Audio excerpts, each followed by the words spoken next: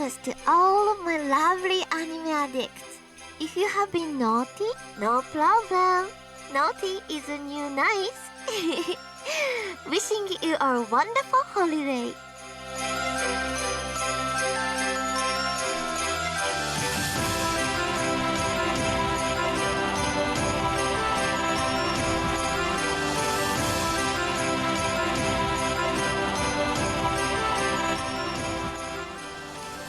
Welcome to episode 657 of the Anime Addicts Anonymous podcast. 1 week before Christmas as we were recording this. I am your host, Mitsugi. Welcome to the final episode of 2022, where our sole mission has been the whole year to make your anime addiction worse. I am joined by a fantastic crew. We have Caroline. She's all bundled up in her cardigan shawl thing. How are you doing, Caroline? It's a blanket, Mitsugi. It's a blanket. And hello. My voice is a little bit under the weather today. You might hear me hawk up a lung, but I am still here with Christmas spirit, my little tree in the background, and I am ready to give Mason and Mitsugi some not very appealing anime presents in our gift exchange. We also have the one and only. He is a world-class goalie in the final. He won't be on the hentai episode today, which we're going to be doing, but he will be stomping some ass in hockey later. His name's Mason. He's a hero. How are you doing, Mason? I'm doing all right. I was so whiplashed by the tonality between those two intro segments that I was just stunned. Too stunned to do the intro, so thank you for coming up clutch. Happy I have a little fucking holidays. Happy holidays indeed. I have a little bit of Christmas spirit. I have my little Yevle goat over here. I see it. Which that's my contribution to the Christmas theming on this episode. But I'm happy to be here. Surprised we survived this year, actually. Just honestly, as everything, as a species, as a podcast, as a human, we made it, and we. I think this is going to be a fun one. I've got high hopes for this entire 2 hours of whatever is about to happen. I'm excited. All right, we'll have a monster here. It's Peach again, so we're rocking the Peach Monster. It is good. Peach Monster is good. It's very sweet. Very strong, sweet flavor, but it is delicious. How can you support the podcast this holiday season? Well, you can go wherever you listen to us and write a review. We like 5-star reviews, so that's a good Christmas present. You can go to AAApodcast.com/join or patreon.com/AAApodcast. I am going to be showing Pancake Sailor and the Seven Balls after the podcast today, so that is the Dragon Ball Sailor Moon porn parody, so we're going to be watching that. Oh, God. Well, it's a hentai episode, Caroline. Like, what do you expect? I know, but I wasn't sure what you were talking about at first. So yeah, it became clear. You can hear Piccolo make noises like rah, rah, rah, and it's barely animated, so it's pretty terrible. But listen, if you want to get that, you can teleport your ass over to AAApodcast.com/join. So that'll be good. Yeah, you can also head over to supporttheaddicts.com and scroll down and click our Amazon link, and you can support the podcast for free. Whenever you buy anything after clicking that link on the podcast, even if it's just like dish soap, could be anything, the podcast gets a royalty. So that's a good way to help us out without having to actually subscribe. We are on Twitch. You can watch us usually live on Twitch on twitch.tv/AAA podcast, live Sundays at 5 p.m. Eastern. We are doing it a little early today because Mason is going to go win his championship. We're also on Twitter. We're on TikTok. We're on Facebook. So you can check us out in all those different places. And, of course, AAAdiscord.com will get you to the Discord as if you want Pancake to talk shit on you. Where we are currently talking about the best of 2022 for our upcoming retrospective, which will be done the first episode of 2023. So if you want to go in there. And Secret Santa, which, I mean, it's too late for people who want to sign up, but we have been getting so many submissions of Secret Santa anime recommendations, and I am just so excited for people to get them. And I just we'll can't be sending hide those it. out by Christmas. So you have a new anime recommendation for the start of the new year. There you go. Secret Santas, and make your favorite anime known over at AAAdiscord.com. Boy, we have a good episode for you guys today. We have a gift exchange. We're going to be doing our gift. We do this pretty much every year. We're going to be exchanging gifts to each other. in the spirit of Christmas. Caroline's going to do her game corner. I don't know what that is going to be about, but I'll probably lose if I'm playing. And we're also going to... It's not really a win or lose kind of game. It's more of like, this is a fun kind of game where there's no losing. Everybody's a winner. And we're also going to have what I think will be a very heated review of Call of the Night. So we'll have to see. The, I believe, Anoi Tamina anime. So we're going to get to that. But first, we're going to do the big news of the week. Is everybody ready to get started? No. Yes. Now I am. Okay, let's go. It's time for big news of the week. It has been announced that what I have to imagine will be the last Miyazaki movie is... Keep saying that. He'll keep on coming out with the bangers. I mean, he's old. I mean, he's like 80. He's like 82. So, I mean, he's old. I mean, there's only so much. You only live for so long. So, the movie How Do You Live? Like downstairs in her 93-ness. And she's still ticking. Yeah, I mean, if there's somebody that would make an animated movie at 93, it would be Miyazaki. So, How Do You Live? Kimi Tachi wa Do Ikuru ka is coming out in summer of 2023 in Japanese theaters. The exact date is July 14th. Miyazaki's handling the direction and the screenplay, as is pretty much the case in every movie. And Studio Ghibli is producing the movie.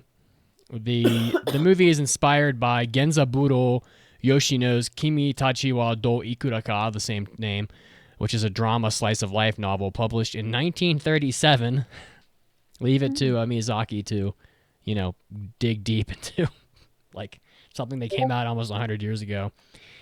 And this is a movie coming out probably, Miyazaki's now retired like how many times? Like 3 times. So I think this is a CG film though, honestly. Does anybody know? I think it is. And if it is, I'm not very excited for it.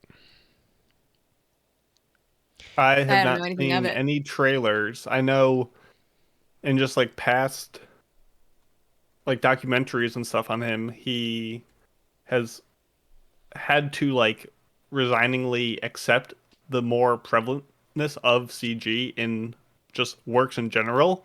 And he's not a huge fan, so I wouldn't think it's all CG. I don't think that would be how he goes out, But I hope not. I have no basis on that. I'm not really sure. I haven't seen any trailers, like you said. I see some images here. They don't look CG. Maybe they are. I don't know. But it seems like it'd be awfully tough for him to learn an entirely different way to make movies at his age because he's old. He's very old. Yeah, and that's part of what, because he did some of those like Ghibli museum movies, which are like 10 to 15 minutes, and those are mostly done in CG nowadays, and he was like trying to do it and like get his head around it, and he just kind of bounced off it hard. And essentially he's been working on this, if it says it began in 2016, for essentially 6 years, considering it's probably close to being done now. So that's a long time for him. I mean, Princess Mononoke is a behemoth, and that was 4-5 years maybe. So I have to imagine it's more traditional, maybe a bit of CG, but I've got my hopes up. It's better Miyazaki, he will turn 82 in about 2 weeks. So I was pretty damn close. Happy birthday, Miyazaki. Yeah, of course. So I'm very interested to see how that pans out, and we'll have to see if it's good or not. And I definitely will be seeing it in theaters because I owe it to Miyazaki for sure, at a minimum, to go see his movie in theaters. Caroline, what do you got for big news?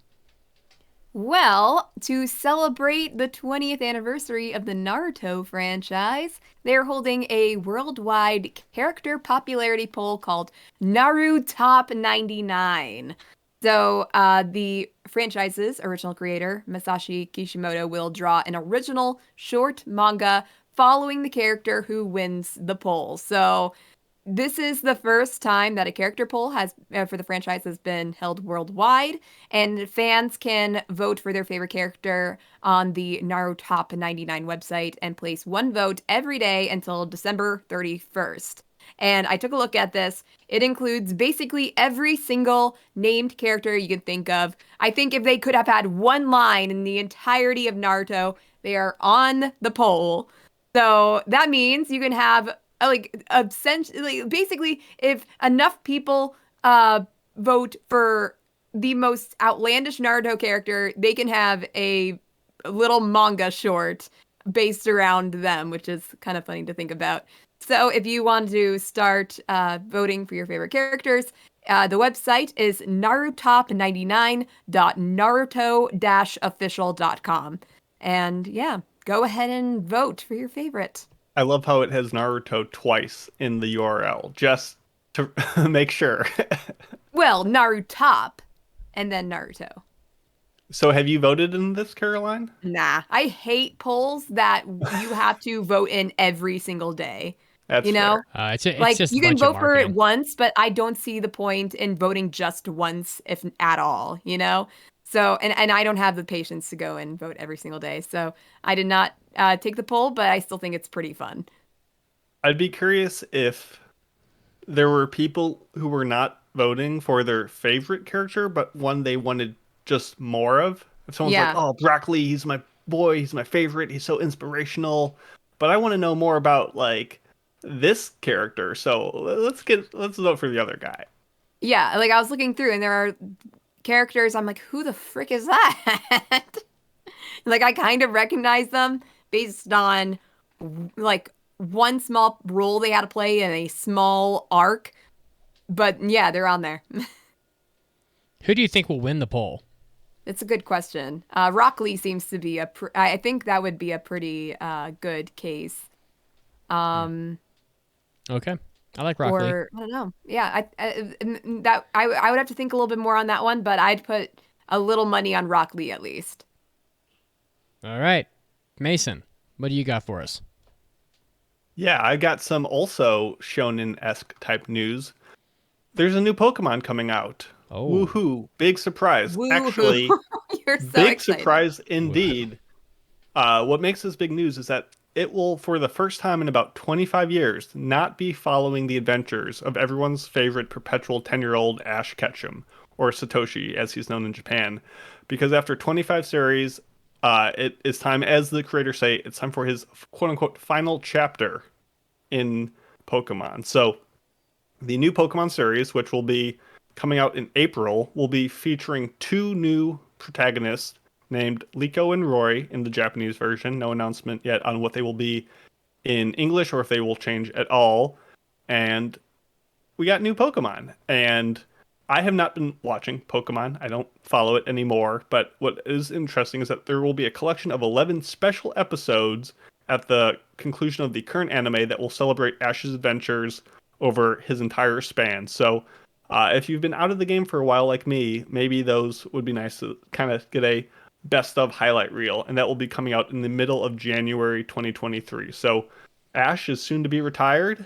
A lot of love Wow. for him, a lot of important movies, and he's You're an icon 10-year-old almost for as much as 25 Pikachu. years, and you're just retired Yeah, it's very at odd. 10 years 10. old. At 10. Yeah, so I don't know. I have good memories of watching the OG Pokemon movies and show back when I was a kid. So, it's a tinge of nostalgia in there. So, good for him. Yeah. All right. I haven't really watched, honestly, much of any of the Pokemon anime stuff. So, Yeah, same. yeah, it's kind of it's just overwhelming, and there's just too many fucking Pokemon now, to be honest with you. All right. Well, as we do every year, it is time for sleigh bells, fluffy snow, the nip of the cold on your nose. The cold of the nose on your nips. The classics. The white dust in your hair, toboggans, snowy footprints, romantic hot chocolate, and gift exchanges. And the podcast today, we will be exchanging gifts. And to carry us through this lovely holiday season, Mason will be hosting our gift exchange this year. Yes, indeed. So last year we did this. We had a couple different tiers. We've changed the money units around a bit, but each of us has arranged a gift, a hypothetical gift for each other. One in the $10 tier, one in the $25 tier, one in the $50, and one in the $100 tier as well. as a recommended show that we will gift each other to watch if we feel so inclined. So we're just going to take turns going through. We'll give a quick reason on why we give the gift, and if you're inspired by this and want to buy anything, let us know. And don't forget to use that Amazon affiliates link to do so. Support the Addicts, baby. Plug. That's what it's this all about. topic is always so difficult. It really is. I am just like, Speak it's for hard yourselves. enough to buy actual presents for people, but to think of like 5 and in different money tiers and usually anime related, and there really isn't all that much great anime related things out there. It's so hard. Caroline, you talk with us for hours every It's true. week. Yes. You don't Yeah. know us well enough Yeah, to get come us on I now. do. the crummiest I can Funko think, Pops you know what? on I can think of existence, so 'cause that's many all I got gifts. you. I could think of the gifts, but if they are, whether or not they are available is a different question. Like one thing I was thinking about wanting to put on the list somewhere for you, Mason, but I could not, it does not exist. It is an odd taxi car windshield cover with, Yeah, what's for like a it hot day or something. yeah, You're like saying. you see those windshield covers all the time. But Mhm. why isn't there one for Odd Taxi? Like of Pretty what's good. his name? No, Otakawa, is that it? Tadakawa. Like why isn't there one of him in How do his you little even remember taxi that? seat where the driver's seat is? It makes so much sense, but it doesn't exist. That you Not could make yet. one. Not You yet. could make one. It's But probably that's a not good worth idea, it. actually. I like that. So anyway, this is just fun. It's just kick stuff around, and let us start by giving gifts to Mitsugi. 'Cause Oh boy. he's a tough one to buy for, and Oh, I that's not true. well wait till you see my gifts, and you'll be like, All right, I'm gonna rank the accuracy of your gifts from 1 to yeah, 5. yeah. No, Tell please us don't. All who of mine are wins. terrible. We'll make it a competition. Who gives the better gift in each tier? How about that? Sounds good. So All right. the first one is the $10 gift that we would give to Mitsugi. Caroline, would you like to start, or should I? Sure. So I cannot remember if I did this for you last year or not, but it is a spit in my mouth golden boy sticker. What? It sounds familiar, so I feel like I could have possibly done it last year. That is not what that link links to. What does it link to? It links to something that's different. Yeah, definitely not a spit in my mouth golden boy sticker. Okay, so it's possible that one of the things I was looking at earlier, I accidentally linked to that instead. Okay, so That's what it was. that Yeah. that is a Spirited Away no face car pendant accessory. Which is what I was thinking of at first, and then I thought of the sticker and I don't know where it is. But you can use might your look it up. imagination. You're very vehicularly themed with your Christmas thing this time, Caroline. I did not intend there we it to be that way. I found it. Spit in my mouth golden boy sticker. It's insane. I mean, yeah, it's pretty wonderful. I don't know where I would put it. It's pretty ridiculous that they want you to spend $5.25 plus shipping for one single sticker. But It's I the think economy. yeah, but yeah, I mean, I'd give that probably a 2.5 out of 5. I would say. There you go. You don't Yeah. seem like much of a sticker person, Mitz. Well, no, not really. And plus, like, where the hell am I going to put that? I can't put it On on a my water work bottle? laptop or That's anything. the hardest part about stickers is you get a good sticker. I have stickers I've had for like 2 years on my shelf that I'm just like, I don't have the perfect place for them, so they just sit there, Bro, collecting dust.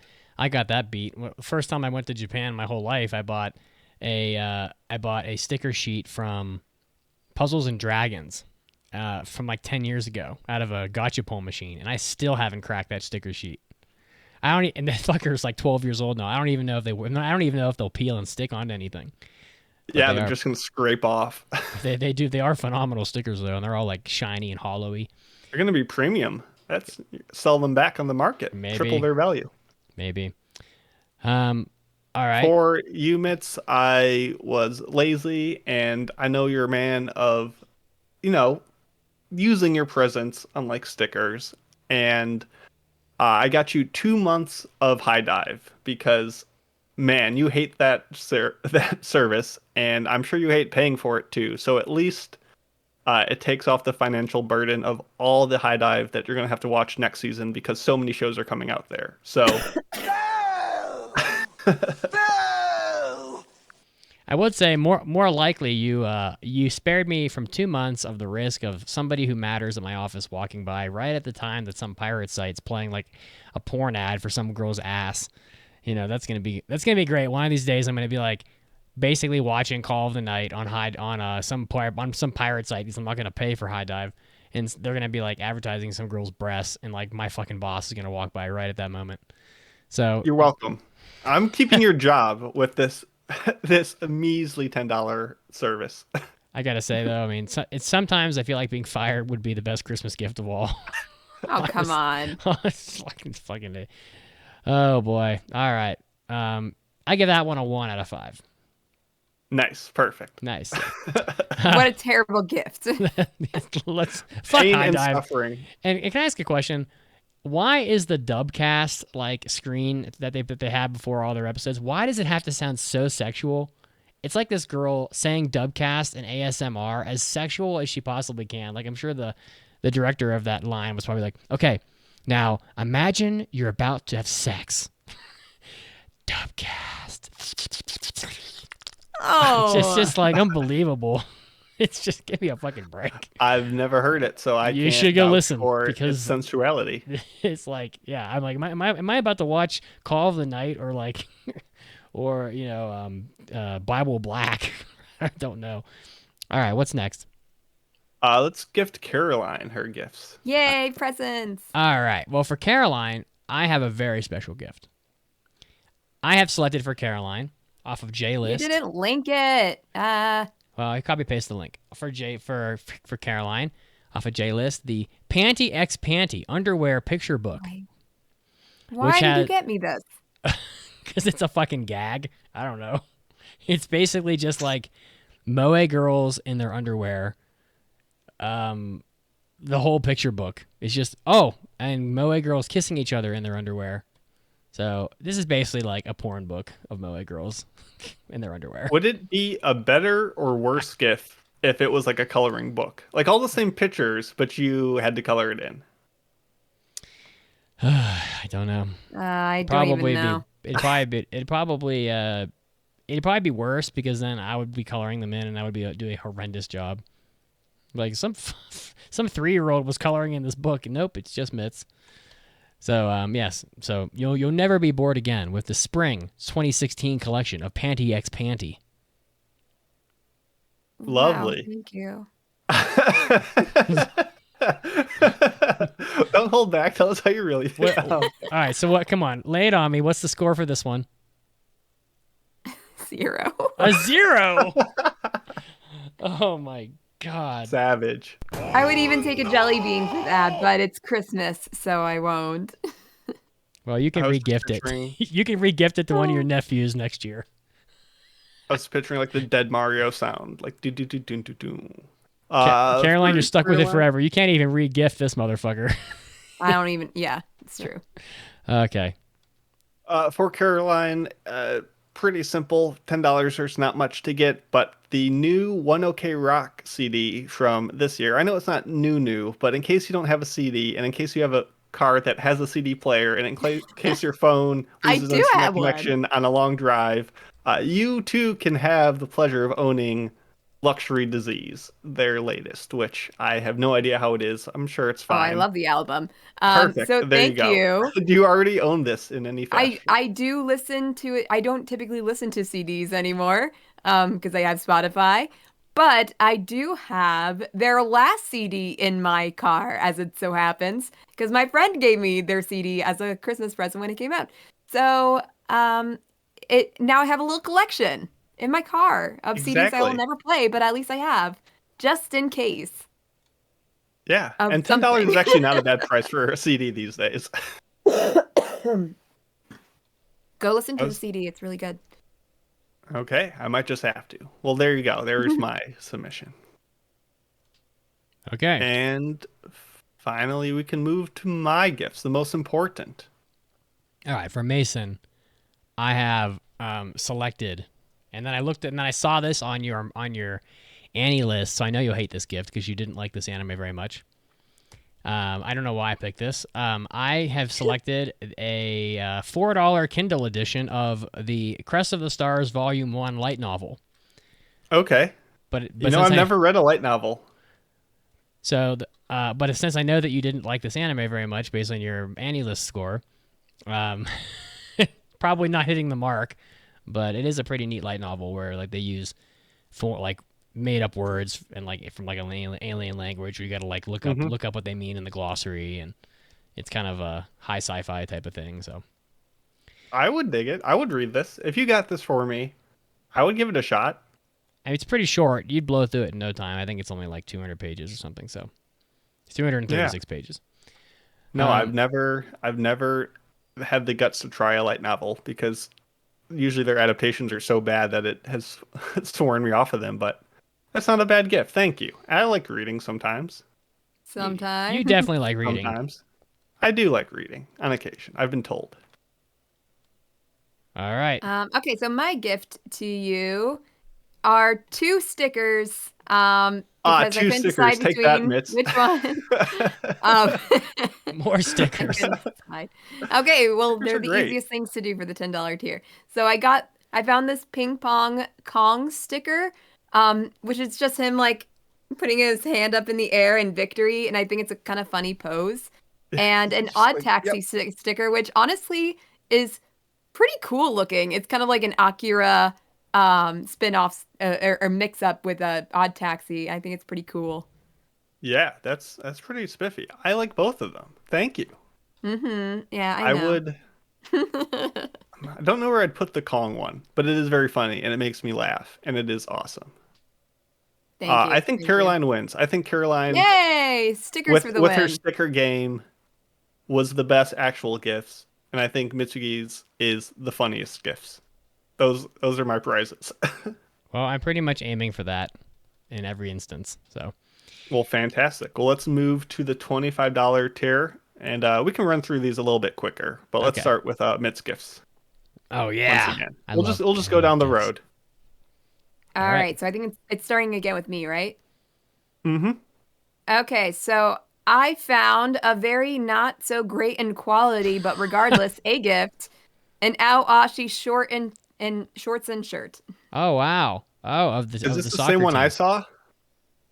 I have Let's no see. idea what you saw. Yep, I Jesus. saw these too. I almost got these. What size would I wear of this? Oh my god, it does like.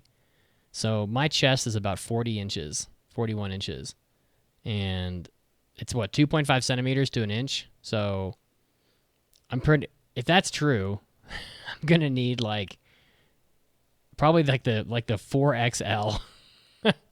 This is like Japanese child size, I think. Oh, Yeah, man. and I doubt that it's like great quality of clothing. So I think the idea is what counts. I mean, you would think that for a whole $27 that a soccer jersey and shorts would be like made of pure silk, the finest silks of that the that Asia has to offer. Thank you. Well, Very thoughtful. you're welcome. I love it. I give I'm it glad. a 2 out of 5. Here's one for you, Mitz. My $25 gift to you is the hardcover edition of Linda and Richard Eyer's classic book from Jesus 1998, Christ. Why How did to you Talk give to Your Child About Sex. What? Because This is unbelievably nobody cares about how much sex kids are having as much as you. In every show you ever review, you're like, why aren't they doing it? Kids are never having sex? Hilarious. I know my kids would be having sex. So I just wanted to prepare you, as the book says in the tagline, it's best to start early, but it's never too late. And A we're gonna. step-by-step guide for every Oh age. my god. Best to start early. What kind of a fucking book is this? Well, we are going to discuss on Call of the Night why these two characters aren't just having like mass piles of sex. I don't know what is going on, but Well, I figured, We'll get to it. it's good to have the guidebook with you. So there you go, your $25 gift. Oh, fantastic. That is, someday when I have my own children, I'll sit down with them when they're 5 and I'll say, it's best to start early. I know you're only 5 years old, but this is what sex is. And they'll be like, I don't care. I want Pokemon. It's like, okay. And you're like, back in my Very day, kind. Pokemon had a character named Ash on it, and they will not know what the heck you're talking about. All right. So for Caroline, I have selected off of the Jelly Belly website a 50 flavor gift box of Jelly Bellies. Oh yes, finally, that's what I needed. That's what I needed all along. As The I one sit thing next she to doesn't my have is giant more jar of jelly beans. With such magnificent flavors such as cinnamon, Dr. Pepper, watermelon, and pomegranate. What else could you possibly need in your life? Honestly, how have I been surviving up until now without this gift box of jelly beans? This is a gift that you would shake and you would go, it's Legos, 100%. And then you open it up and it's jelly beans and you would be so upset as a child. You'd be like, this is fucked. I thought it was the new Star Wars Lego set and it's just jelly beans. Oh my God. Well, thank you. Definitely something I would use. Of course. And my gift for you, Caroline, going with the Pokemon theme, I was thinking you needed something for your desk at work because you have your own desk, your own office. You need a little toy on there that kind of like discreetly hides your stuff, your anime fandom.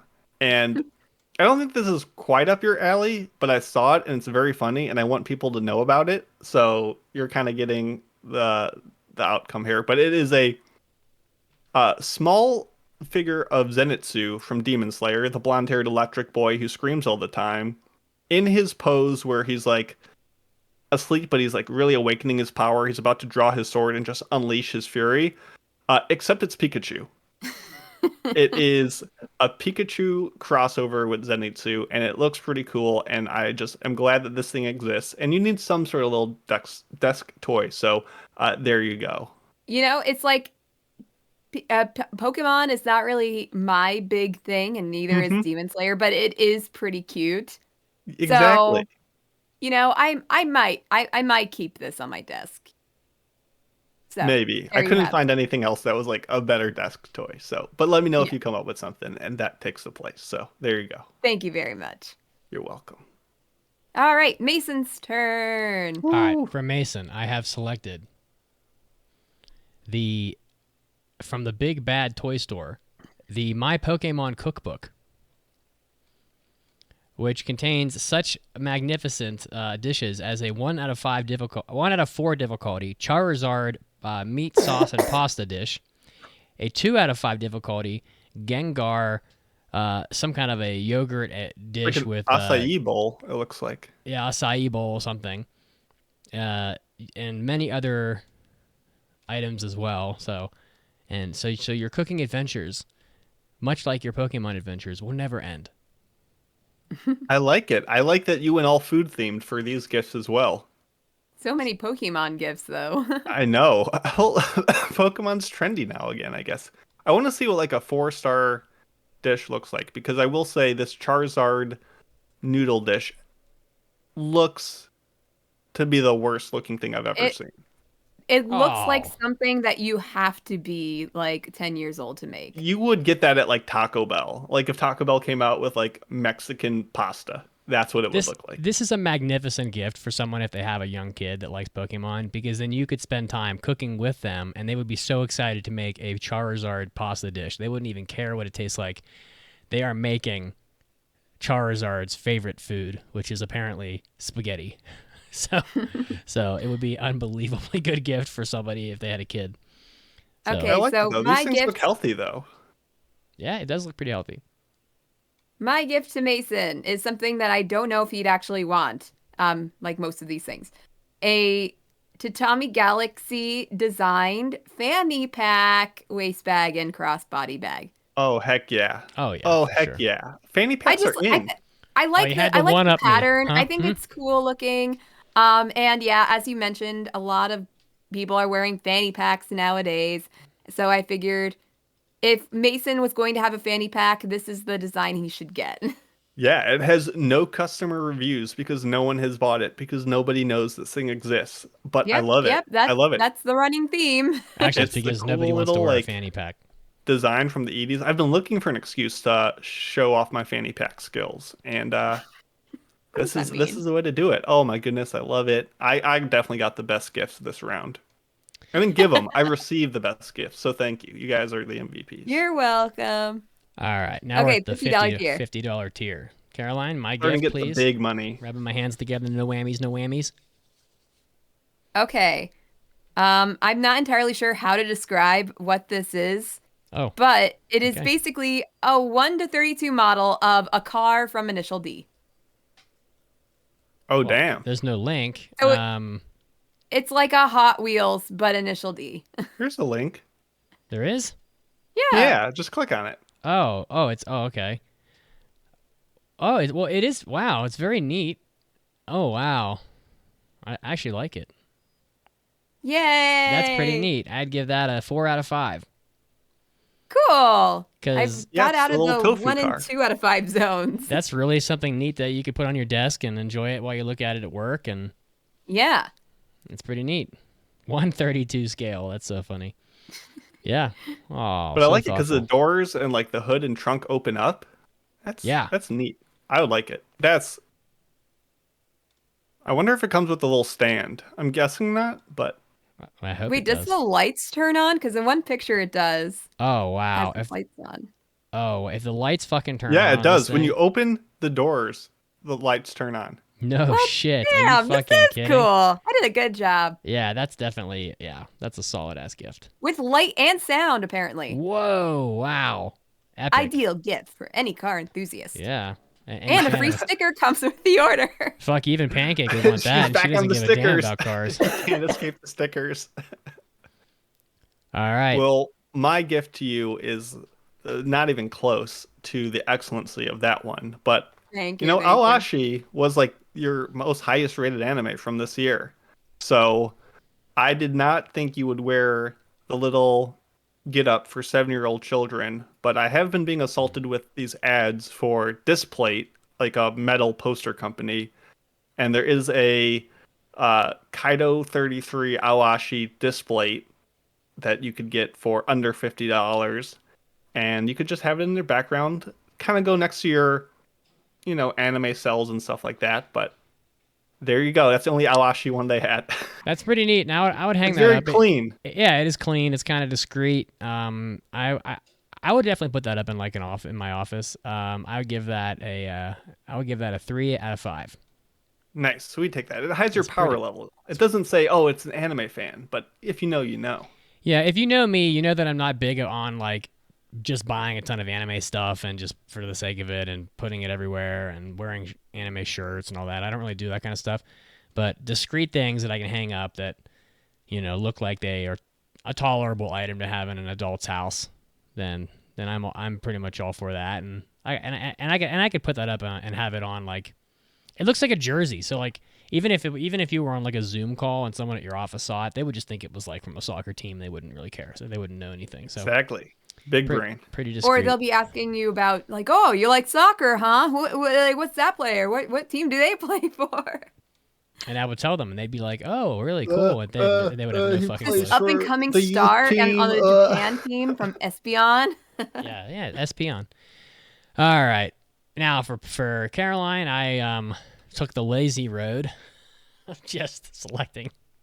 Oh, really you whatever. mean like you putting effort was the girls' panty book, and that was now coming up with an S tier gag like that does take some effort, but looking Sure, up, okay. but thinking about how Caroline likes Naruto and picking a I do not love Naruto all that much. Come on. a Shippuden figure arts Sasuke Uchiha, looking very emo. He who bears all hatred figure for $60, so that you can just feel all fluttery in your heart every time you look at Sasuke. I know he's your favorite.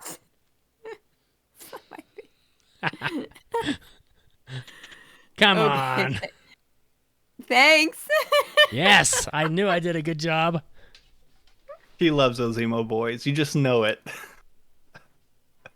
My heartthrob, Sasuke. Not the most annoying character ever. Sasuke! Sasuke! Well, if your Doki Doki is not palpitating hard Oh, it's enough with that one, joking. it's doking to the max. You know, you are kind of a fan of the villainous isekai adaptation. You know, classic girl gets isekai'd into an otome game, you know, a dating sim. But rather than being the protagonist, the good person, you come in as the villain. So we have. I don't. Have you ever played an actual otome game? I technically yes. I played Hatoful Boyfriend, which was That's basically true, an I otome guess. game with pigeons. Okay, that's fair. Well, here's the second best villainous otome game ever, aka I don't know, it's some game for the Nintendo Switch. Code Realized Guardian of Rebirth, which is just an otome ass name for an otome ass game, but I thought that'd be really funny if you hadn't Wow. played one because it's a thing. I love I don't this is know. actually like I feel like this is one of the only actual gifts one person would get for a person. Yeah, this is like I think it would be funny for you to play one of these and then give us like the play-by-play of how ridiculous it is because I've never played one besides, as you mentioned, How to Fool Boyfriend. I don't know how to seduce anything but a pigeon, so hopefully you could give this and then give me the spark notes. You know, Oh yeah. Yeah, this is research right here. this is. I went through like 5 dating games to find the best one, Oh wow. and this And one you was like So the much work for closest. me. and you Thank played This is them the all. you. closest one. I played them all. Put in some Oh hard wow. hours, Wow, that's a lot of calloused dedication. hands, a commitment to the bit, but AK, I read a Oh, description and said that one looks too cheesy. why did my light break? Oh no, my light went out. Oh no. Give me a Wow. minute. I need to fix this. Oh no. Well, let's do we want to wait for her? No. No. So, Continue. for Mason, I have selected in the $50 category, made of the finest polyester and cotton, a whopping 8 inches high. Great for fans of the anime or plush collectors in general. An Otokawa plush from Odd Taxi in his borderline Hawaiian shirt that you can snuggle with at night. I like And how everyone is just like all in on the Odd Taxi gifts for me. well, And I don't mind like, it. Don't you I like Odd do. Taxi? I do like Odd Taxi. And I would say out of all the plushies like that you can get, I don't think any plush has looked as close to how they're portrayed in the anime as this. Like this is like a perfect replica, but a plush version. That's pretty good. There You you don't go. find that just anywhere. There you go. Let me So mark down my in my light. notes to get Mitsugi a plush for his next gift, and I like it. I would give this 8 inches tall. I'd give it a 3 out of 5. I like his little Wow. hat. It's All very right. cute. Yeah, he does have a little hat. Yeah.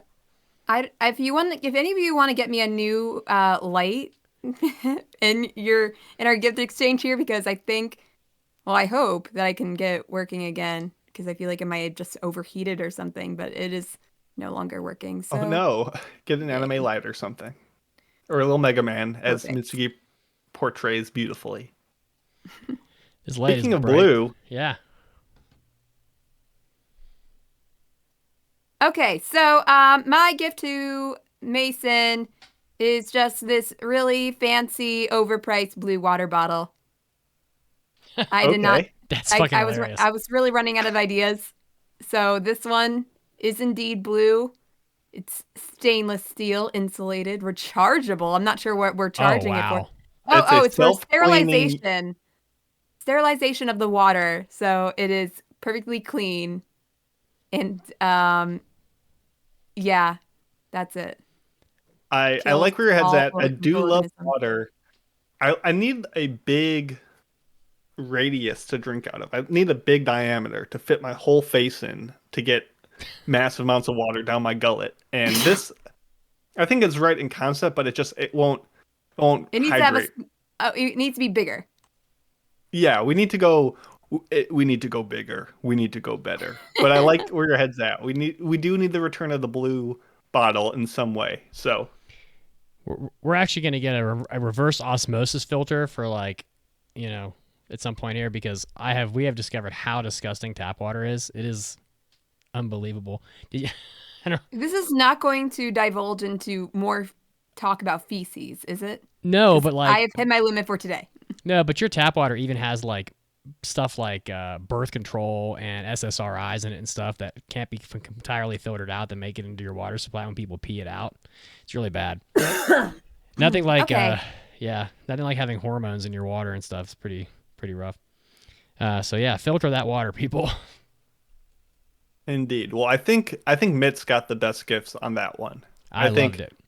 Yeah, I think you win the $50 round for stuff received. But now, time for the big boys. The big one. $100 budget. Essentially, almost whatever you want.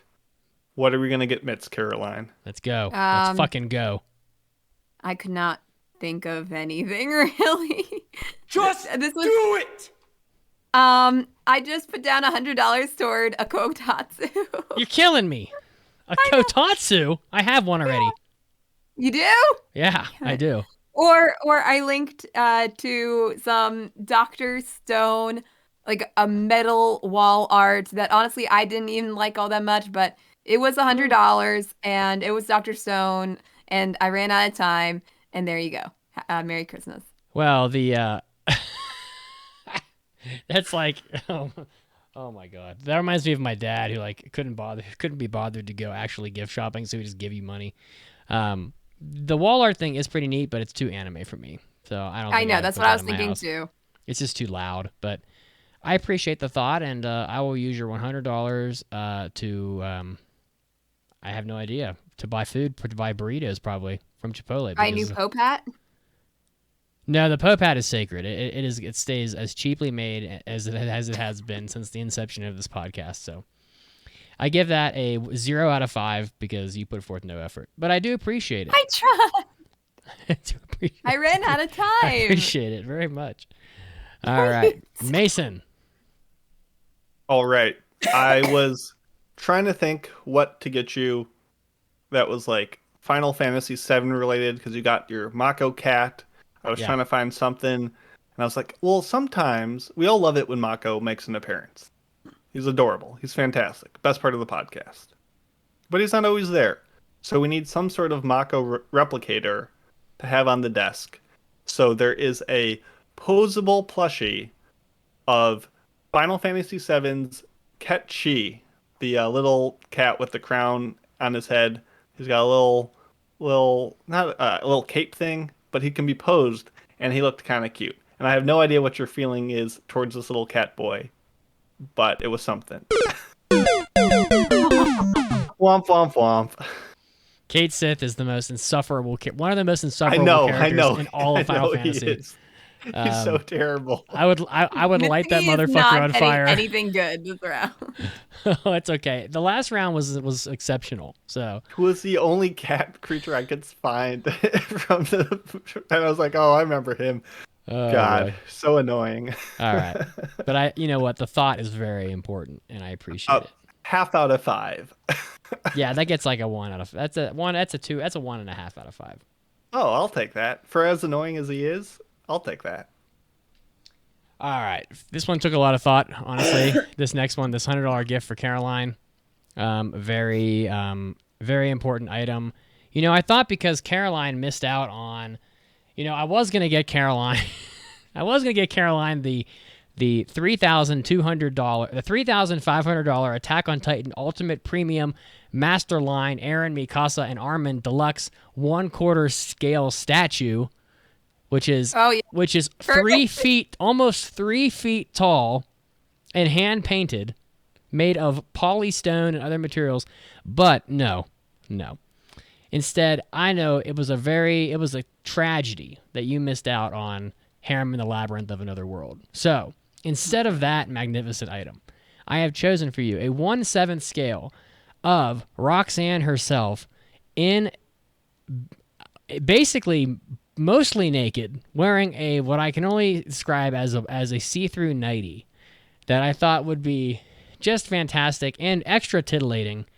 so that you could also be part of the magic that was Harem in the Labyrinth of Another World, as Roxanne will probably be deep into the next Waifu War tournament. How do you feel about this, Oh Caroline? wow, I feel like I was there, and that is one of my biggest regrets of 2022 is that I was not around to review this masterpiece of a show. So with this gift, I feel like you have made my year. Is what I'm saying. I like how in the description of the item it says, "From the cultured manga, Harem in the Labyrinth of They Another know World." what they're talking about. She turns her head back over her shoulder with a bit of an embarrassing blush to her smile. Who could blame her? She's wearing a pretty pink camisole nightgown that's see-through. Lifting the sides of her dress, she provides a nice view of her bare legs and even a bit of her tail. It's a dreamy take on the blonde character, who's definitely not blonde. She's definitely redhead for sure. Yep. Order limit 3 per person. I know you would want 5 or 6, but only 3 per person. Absolutely. And how can they do that to us when they give us such a great deal of 14% off? I know, How can right? anyone resist buying as many as possible? Not quite the 30% off that Machio gets and everything, and that when he's buying things in that anime, but 14% is not bad. All right, Mason, you're up. So for Caroline, I'm going to actually merge together both my $100 gift and my show recommendation for you, if that's okay. Okay. So I was trying to find, you're working at a school, kind of gotta be trendy, and I know you're a fan of Box Lunch, or as I call it, Lunchbox. The store, they have a bunch of really cool Japanese and just nerddom-esque little gifts and stuff like that. So I was looking at their backpacks, and they have a couple cute mini backpacks. They have a Studio Ghibli one, My Neighbor Totoro. They have a Jujutsu Kaisen with the ED aesthetic on it. They're both kind of cute little backpacks. I don't know what your opinion is on mini backpacks. What would you say? I have a couple. I don't have any of the ones that they have in Box Lunch because I do see them quite a bit when I go to their store. I do find them pretty cute. I don't know if I don't know if I would, go out and get one for myself. But if I were gifted one, I think I would find this. I think the Totoro one is the cutest one that I would. That's what I thought. So thank you. So I'd get you one of those, but then I was like, oh, she's also, she's joining the morning workout gang. She's going there. Maybe she needs a new duffel bag, a new gym bag to hit the weights hard. And they had this really cool Haikyuu looking bag. Like it says Karasuno. It's got the crow on the side. It's all colorful. It's popping. And then I realized, I don't think you've seen Haikyuu yet, right? I just took a jelly bean, and you would be correct. So that's the show that I would recommend that I'm going to say you got to watch it. Because I know it's been on your list. I know you know about it. It just, who has the time? I'm making the time. And I'm saying you got to watch Haikyuu. So that I can also get you this Haikyuu bag. Thank you, Mason. You're welcome. So there you go. There's my $100 gift and show recommendation for you for this Christmas. Enjoy. All right. Well, for Mason, I have selected, because I know Mason's a big Berserk guy, I think. So many big bad toy stores. Oh, they have they just have a jack load of shit on here. It's like a giant selection. A 1-to-1 scale Berserk Behelit skull for $350. A very realistic looking, I don't know, a statue of a skull with a Behelit sticking out of it. I have no idea what this means in relation to Berserk because I don't know anything really past the initial season, but it looks damn good and it would make a fantastic Halloween decoration, I have to say. It does. This is definitely... yeah, very Halloween stuff. The eyeballs in this thing are very realistic. It is very freaky. And, I would get scared having this in my room, but I really like it. It's actually not from Berserk, actually like from any moment in it. It's just like an art piece that has gone around that kind of symbolizes a couple moments of it, like the Behelit Skull Knight and just like gross tendrils and stuff. So yeah, it's very scary, very Halloweeny. Thank you. I appreciate it. Of course, you deserve it. And as is the theme for this topic for me, I ran out of time, and I basically did for you what I did for Mitsugi, and I got Oh, you another no. metal wall art thing. But this Oh, one I I see. actually kind of like. I like this one more. Yeah, me too. Yeah. This is a Mob Psycho metal wall art, and it's like got the question marks in the background, like question mark %, and he's in the forefront with his eyes wild in, and I think it's kind of cool looking. Yeah, it's the scene when he goes off the charts, off the Yes. 100% charts, and it's a very cool scene. So I could vibe with this one, especially if you had like some neon lights like behind it to That's what accent I was it. thinking too. Oh, that'd pop. That'd be cool. I That'd appreciate pop. it. Nice. Okay, so let's get into our show Yep, recommendations. of course. Yep, I can't wait to see mine. Now, as I told you guys before, a lot of people already know that you guys have seen way more anime than I have, and most of the things that I think that you would like that I have seen, you've already seen. So, sorry. I went into the short anime territory for both of you, and for Mitsugi, I want you, or actually no, at first I put down Yuru Camp as a joke. So Yuru Camp or Skullface Bookseller Honda-san, because it is very funny and I think you'd appreciate some of the jokes. I would, oh, and that's your avatar. With a Yes, Santa yes, hat. it is. Yes, on our Discord, I have Yeah. Honda-san as my profile picture. All right. Well, I do like a short anime, so I appreciate it. Yes. And Mason? Yeah, I also thought, Mitz, you needed something short, and I know you're kind of on the positive side, I think, in general, of the Gundam universe. You tend to pretty appreciate cool. what they're doing. It's not your favorite thing ever, but you're like, it's kind of neat. Yeah. So I don't believe that you've ever seen Mobile Suit Gundam Thunderbolt, I have not. which is, I don't think everyone's favorite. I think it's just a whatever Gundam show for a lot of people, but it's only 4 episodes and it has a god tier soundtrack with some slick animation. It is in and out. It's very self-contained, bunch of fun story, and it just has this ripping jazz score that is so fun to listen to as like the backdrop to all these space battles. It's just a ton of fun. I really enjoyed it a lot, and I think you might as well. Well, I have added both of these anime to my plan to watch list on Mal, and we will see. Ooh. And oh my goodness, that I never use. So we will see. But one of these looks very fun and funny, and one of them looks very serious. Has jazz. and pretty, Has jazz. All right, for Caroline, I picked Full Moon Osagashite because I feel like not only is Full Moon Osagashite a good anime, but it is also has a pretty good amount of romance in it. It's shoujo, and it just I feel like it'll hit the vibe that you will appreciate, and is able to, in addition to being like cute, has very serious tones and is has a lot of really dramatic and kind of gut wrenching moments. So it's pretty solid. Well, thank you very much. I don't know anything about this one, so I can't promise when I will watch this because, as we all know, I take too long to get to shows that I don't have to watch for the podcast. But Understandable. I'll try to watch it at some point. And we already went through Mason's recommendation. For Yeah, Right. watch IQ. Everyone knows that. So I have no idea if Mason has seen this or not, but I went through Mason's ridiculously long list. He's seen so many more anime than I have. It's like it's ridiculous. But you watched the Rurouni Kenshin Trust and Betrayal, and you had given it a pretty good score. Yeah, actually a it's very good good. score because it's a phenomenal OVA. But you had not listed Rurouni Kenshin the TV series.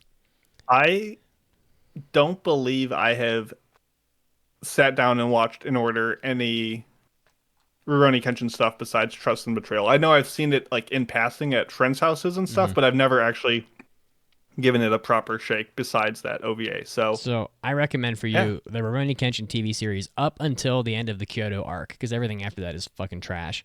But until the end of the Kyoto arc, it's pretty fucking good. And since you like the OVA, you have a reasonably good chance of appreciating the TV series, though it's not as good. It is still pretty good. So there you go.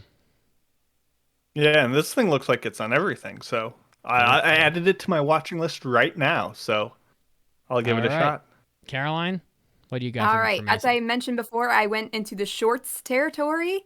And for Mason, I have Tonari no Seki-kun, or My Neighbor Seki-kun. And it's one of my favorite comedy shorts, up there with Skullface bookseller Honda-san. It's very funny. It's about a girl in class, and her neighbor Seki-kun always has these really strange activities that he's doing while not paying attention in class. And she keeps on getting distracted by him. And while she's kind of annoyed, she also gets really into what he's doing. Like, he'd be like playing chess, but actually create characters with the chess pieces. And she gets like, "Whoa, what happened? Like what? Like, why would the king do that to the pawn?" And blah blah blah. I can't really remember exactly, but I just think it's like really fun. It's low key, and yeah, it's very funny. I thank you for your suggestion. Yeah, I don't. Yeah, I'm guessing that means that you I've wouldn't watched want- a couple episodes Okay. and I dropped it, but I appreciate Ah! it nonetheless. I'll give it Yeah. another chance just for you. How about that? Okay. There we go. I And this was appreciate and it. like I love how when we were talking about doing this recommendation thing, you wanted to do multiple recommendations, and I'm like, I can't think of even one for you guys. I was gonna do like a movie for the $10 tier, like a OVA for the 25, like a one core for the 50, and then like a longer one for 100. But no one needs all that anime. We got gifts. We don't have time to watch. But thank you guys for all the gifts. This was fun, and there are some Merry gifts in here Christmas. that I would genuinely be like, oh, awesome, hype for. So thank you. It's always a good time. All right, let's get to our in-show weekly trivia question. In the show Call of the Night, what game console does Nazuna play? And we will give the answer after the news break.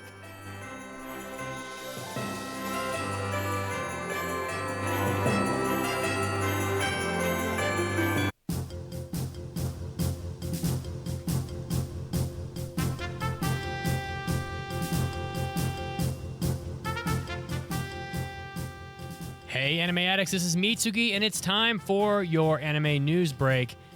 Starting us off, we have the 2023 rankings from the Kono Manga ga Sugoi, or This Manga is Amazing annual magazine poll. We have the top 20 manga for both male and female readers, with the top 3 for the males being Takopi no Genzai, Sayonara Eri, and Hikaru ga Shinda Natsu. If you're a big fan of those are the top 3 voted in for the male readers. And for the females, Majime no Kaisha, Gene Bride, and Tenmaku no Jadolgao. So totally different titles, crazy titles. If you're a fan of manga, you might want to check out the This Manga is Sugoi annual magazine list, because there's going to be a lot of stuff on here that you might want to read. I do see that for the males, One Piece came in at number 8, and yeah, you might have expected it to be higher. Next up, the manga City Hunter is getting a live-action movie. It was announced through Netflix Japan. Netsukasa Hojo's City Hunter manga is going to be getting a live-action film that's going to be coming out on Netflix worldwide in 2024. So it stars Ryo Saiba as the main character, who is being played by Ryohei Suzuki. And if you're a fan of City Hunter, you're going to want to check this out, of course, as there's a lot of City Hunter content that is anime, but not as much live action, so we'll have to see how this pans out when it comes out in 2024. Next up, the light novel Watashi no Oshi wa Akuyaku Reijo, or I'm in Love with the Villainess. Boy, sounds very much like a Caroline title. Is going to be getting an anime that will debut in 2023, so who knows, we may be covering this on the podcast. Hideaki Oba of Koroshi Eye is going to be directing at Studio Platinum Vision. It looks like the author began writing the comedy fantasy novel on the Shosetsuka Ninaro website in January of 2018, and it went all the way for about 3 years until the end of 2021. So there's a lot of volumes in print, And the synopsis: the ordinary office worker, Ray, wakes up in the body of the protagonist of her favorite otome game called Revolution. To her delight, the first person to greet her is also her favorite character, Claire, the main antagonist of the story. Now Ray is determined to romance Claire instead of the game's main leads. Wow! But how will her villainous lady love react to her new courtship? So look out for that coming out next year. Next up, Spy Family is getting a movie and a second season. Really, it feels like the third season to me because they keep breaking these quote-unquote first seasons into, 2 parts. So if you're a big fan of Spy Family, they're going to get a lot more content of this coming out. It's just going to keep on continuing. So the movie will feature a brand new story by the original creator Tatsuya Endo, who is also credited for the original character designs and supervision of the property. The new season and movie are both scheduled to be coming out in 2023. I'm not really going to read the synopsis for you, but the first season of the anime was produced by Wit Studio and Cloverworks, and they're split into 2 cores that came out in the spring and fall of 2022, as most of you know. And last up, more Spy Family news, because it's just exploding, I guess. The Spy X Family attraction is announced for Universal Studios Japan. This marks the first ever collaboration with the theme park for Spy Family. It's the Try It Out Secret Mission with the Forger Family attraction, which will allow visitors to experience what it's like to be a super spy by solving hidden codes in the park. So if you go to Universal Studios Japan, which I think is in Osaka, I'm not 100% sure, and you're a big fan of this, you're going to want to check out the Spy Family attraction, as it's part of the Universal Cool Japan 2023 theme, which will also be running a Detective Conan attraction as well during the same period. This is Mitsugi, and this was your anime news break, and now time to get back to the podcast.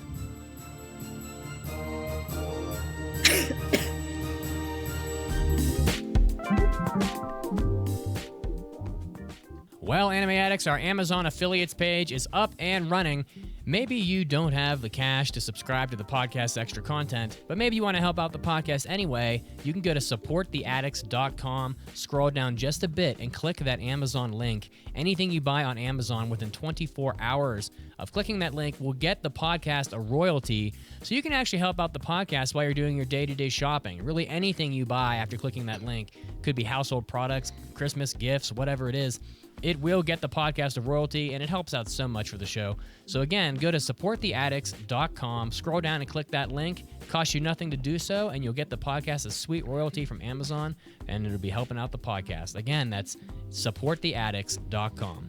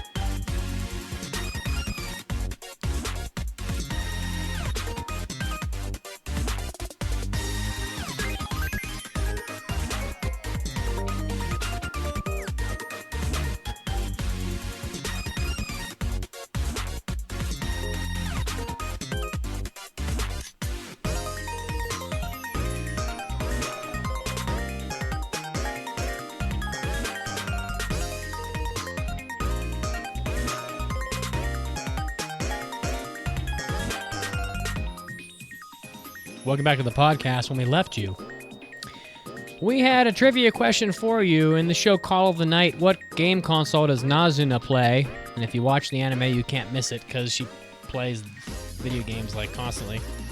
PlayStation 1, a great console, probably the best RPG console ever. So if you are a big time like JRPG fan, wow, PS1 is like pretty fucking good. All right, now in this section of the show, we have a couple things for you. We're going to be doing Caroline's Game Corner. We're also going to be doing a mailbag, and we're going to be doing a review of Call of the Night. But first, I'm going to kick it off to Caroline here, who I'm sure will explain the game that she is going to be playing for us, and I'm going to cue up some game show music right here for her. Thank you. Okay, this is Caroline's Game Corner, my little rotating topic that I'm supposed to be in charge of, but I never do. Yay! Yay! So today I thought it would be really fun to do Anime Mad Libs. So you know what those are. You just go they're like a pad of paper, and they give you basically the skeleton of a sentence, and you just have to fill in the blanks with adjectives and verbs and places and things like that. And then bada bing, bada boom, at the end, you have a very strange and nonsensical sentence. But this time, we are going to be doing it based on some of our favorite light novel titles. Oh boy. Well, not all of them are light novels. I just took ideas from a lot of different anime and manga and light novels and things like that. So, bring it on. You might know them, you might not know them. Either way, by the end of it, it will be perhaps the biggest anime that is coming out next year. Who knows? Okay, so I think first we will go ahead and substitute all the words. I have like 6 prompts here, so we'll substitute all the words, and then we'll go through each of the prompts, and we'll talk about what this anime would be like. Okay, so first of all, I need an adjective. Alluring. Alluring. Yeah. Wow. Okay. Okay, I'll put in alluring. Right. Let me just type that in there. Let me get. That's very like next level. That's a next level adjective right there. Oh, thank you. Well, Okay, you're now I gonna need a get the next one, verb. Mitz. You got this one, Mitch. You need a verb? Verb, yeah. Reincarnated. Reincarnate. I see you've read the script. I know my light novel titles. And I need a location, Mason. Ooh, let's go ice cream stand. Oh. I was going to say Okay. another world. We gotta Well, make the things one- interesting. Mitzi. Yeah, we don't want to say. I don't even know what the hell this is, so I'm just fucking around. Just don't worry about it. Just Do you not go. know what Mad Libs is? Negative. He's a Yeah. mad lad. How do He you not doesn't know play what that. Mad Libs is? He's about to find out. When you were a child and there was no internet, people played Mad Libs. Nope. You were that child. Nope. No, I wasn't. I was need out to in be the- able I to was out in the read to woods play digging deer skeletons Mad up out Libs? of the ground and shit. Okay. I need a verb, Mitsugi.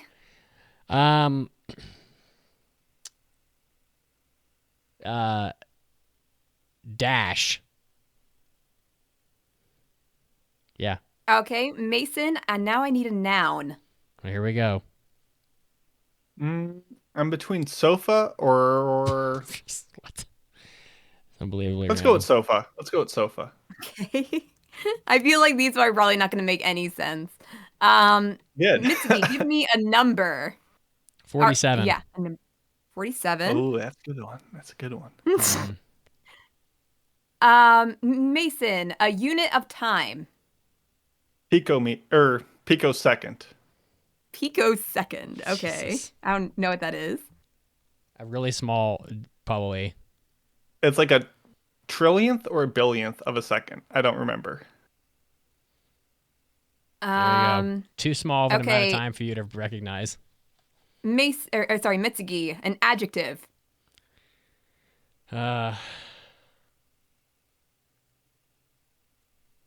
Violent. Okay. A violent picosecond. And Mason, give me a second adjective.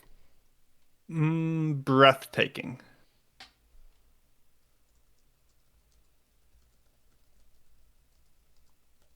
Sorry, just give me one. It's all good. I'm typing.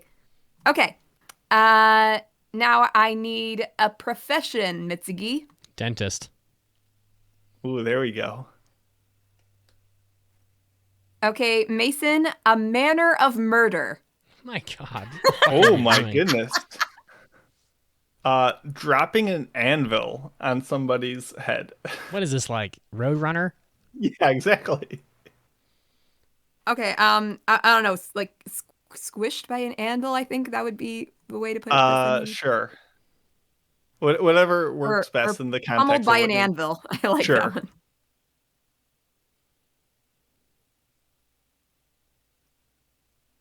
And Mitsugi, that's the name. Another profession. Oh my gosh. Lumberjack. Is this all going to be in the title? Because this is like a light novel title. There, I'm doing like all the titles, so not everything that we have said is going to be in a single title. Okay, okay. Now I need an object, Mason. Ooh, objects are tough. There's so many. Let's go with a paddle boat. A paddle. A paddle Okay. boat. Well, that is an object. It's a thing. Okay. And Mitsugi, a place, please. Another the Eiffel Tower.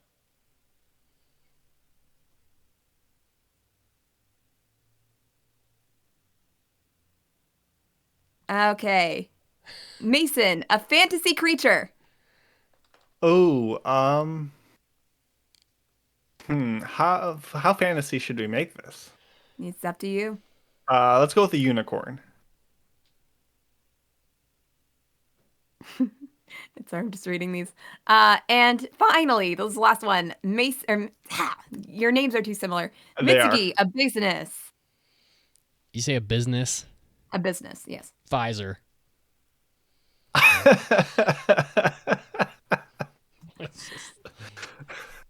Okay. Oh, I'm ready. I am ready. Lay it Okay, on so us. here's the first anime title. Is it alluring to reincarnate in an ice cream stand? Yeah. Okay. Could be. That sounds was based delicious. on Is It Wrong to Pick Up Girls in a Dungeon? Okay. Yeah. Number 2. I've been dashing sofas for 47 picoseconds and maxed out my level. Dashing sofas. Doesn't even make any sense. No sense. Okay. First one, still the one I would watch the most. Yeah, for sure. Number 3. Violent hero. The hero is breathtaking but overly violent. Based on Josh's hero. He's so beautiful, but so murderous. I feel like that's probably something that has been made that you could That's actually probably most anime, if we're being honest. Yeah. Okay, number 4. This is based pretty strongly on a title that I have never heard of until like yesterday. I'm a high school boy and a successful dentist, but I'm being pummeled by an anvil by a female classmate who's a lumberjack and is younger than me. Most of that is What the an fuck? actual title. I think I've seen Yeah. that hentai, but Yeah. yeah. Yeah. Okay. I still think the ice cream stand at this point. Number 5. Reborn as a paddle boat. Now I wander the Eiffel Tower. It's scenic. Reborn as a paddle boat is believable. I could see them making that into an anime, and it would all be about like him looking up her panties or something as she's paddling, pretty much. lot of And- feet. A lot of feet in that one. The last one is actually, I think, my favorite. The hero and his unicorn bride open a Pfizer in another world. Open a Pfizer. Yeah, Oh man, like a Pfizer. you definitely Interesting. wanted me to say like flower shop or something. I don't know. I didn't expect you to say Pfizer. Well, it was very non-specific. You pretty much let me do whatever I want. I know. Okay. I like I the tried my violent best. hero is breathtaking. I like that one. He Yeah, just Violent goes Hero is around, breathtaking. It's beats not bad. people up, and everyone's like, oh, we can't punish him. Look how cute he is. He's so attractive. Isn't that Bastard? Basically. Essentially, yeah. All right. Well, we have figured it out. That is Anime Mad Libs. It did not turn out exactly how I expected it to, but we Isn't it It tried. was glorious. Isn't that the whole point? Thank you. Yes, exactly. All right.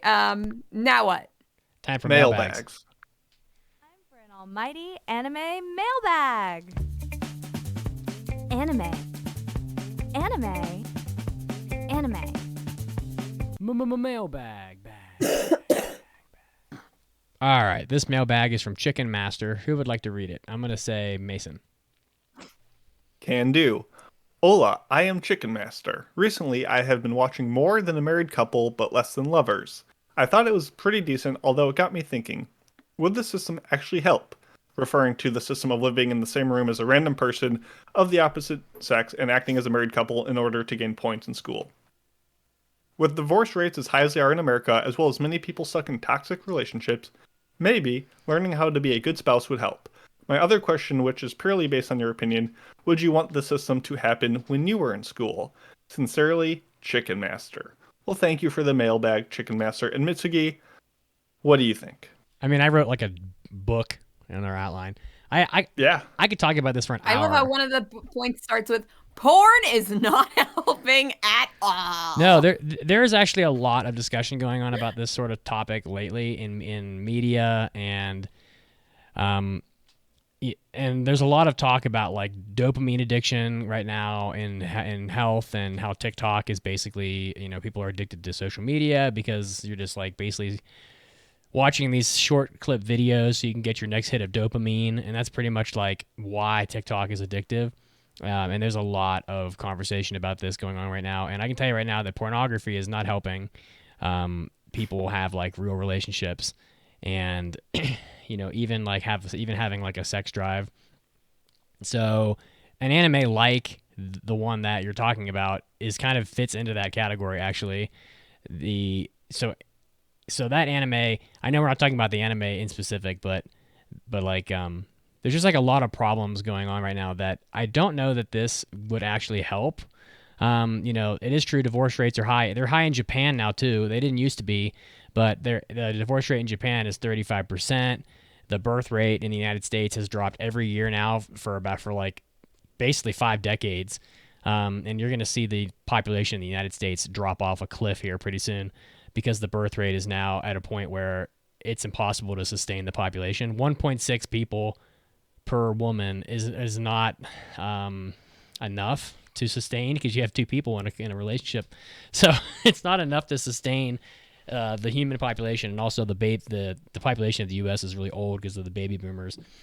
Average male testosterone levels are down like 50% from like a few decades ago, and this is like a pretty easy to look up and widely studied phenomenon that's happening, and that doesn't really help your like fertility. You can't really your fertility drops when your testosterone level drops.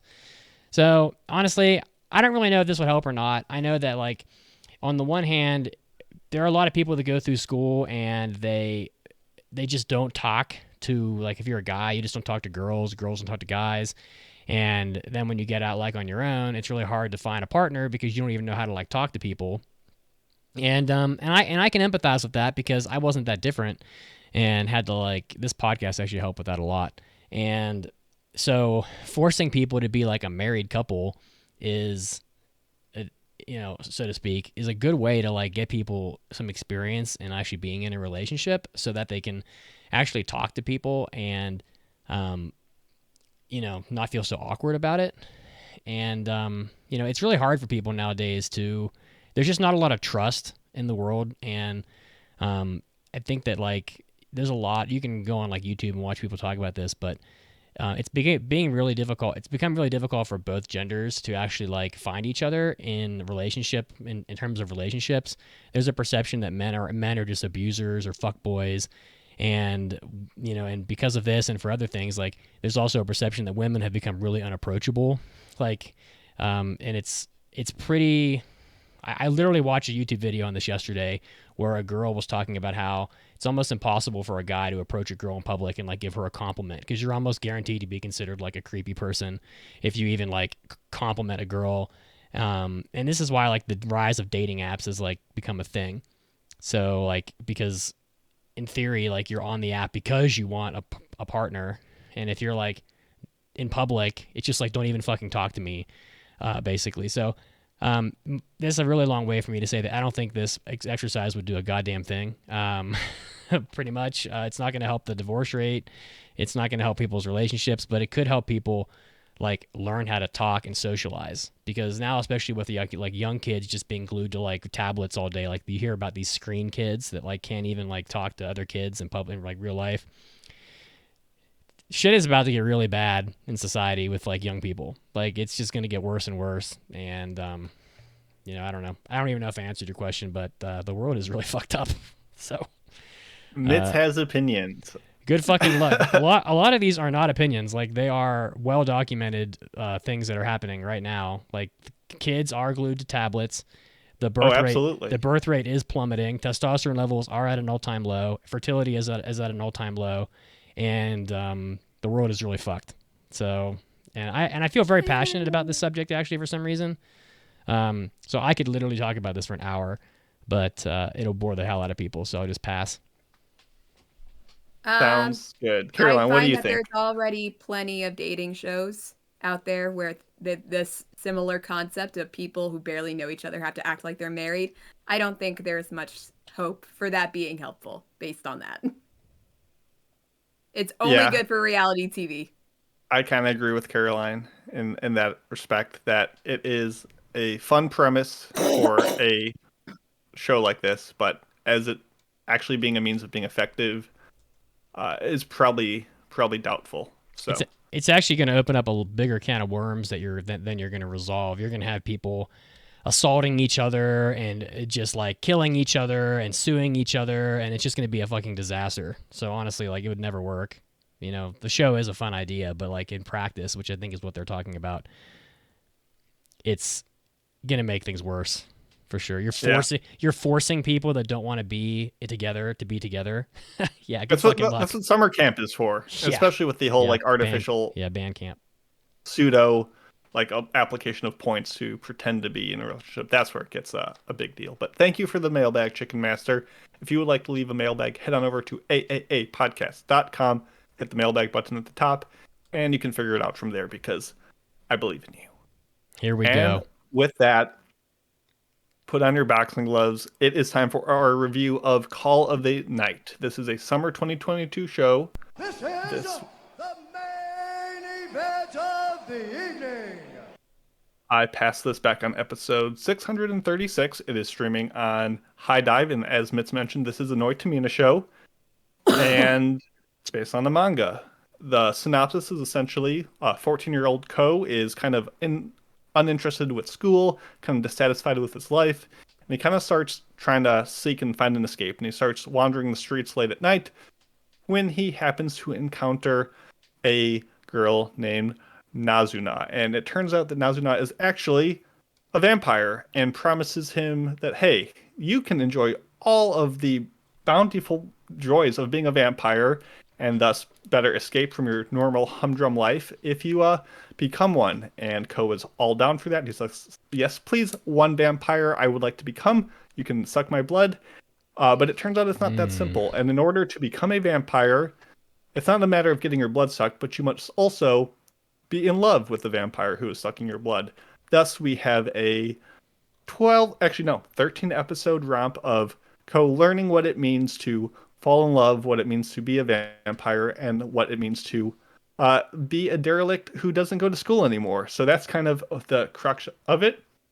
Let's start with Mitsugi. What were your initial expectations of Call of the Night? Well, you passed it, Mason, so I generally feel like it would at least be aiming for something interesting, because I know that that's kind of what you... As opposed to me, who aims for something uninteresting. You know, we all have the thing. Ooh. Well, we all have the things we like. I pass isekais, sports, and action shows. Caroline, you know, I feel like you like dramas and slice of life, and I feel like Mason likes eccentricities. So that's kind of what I was expecting. And I also knew that this was about vampires.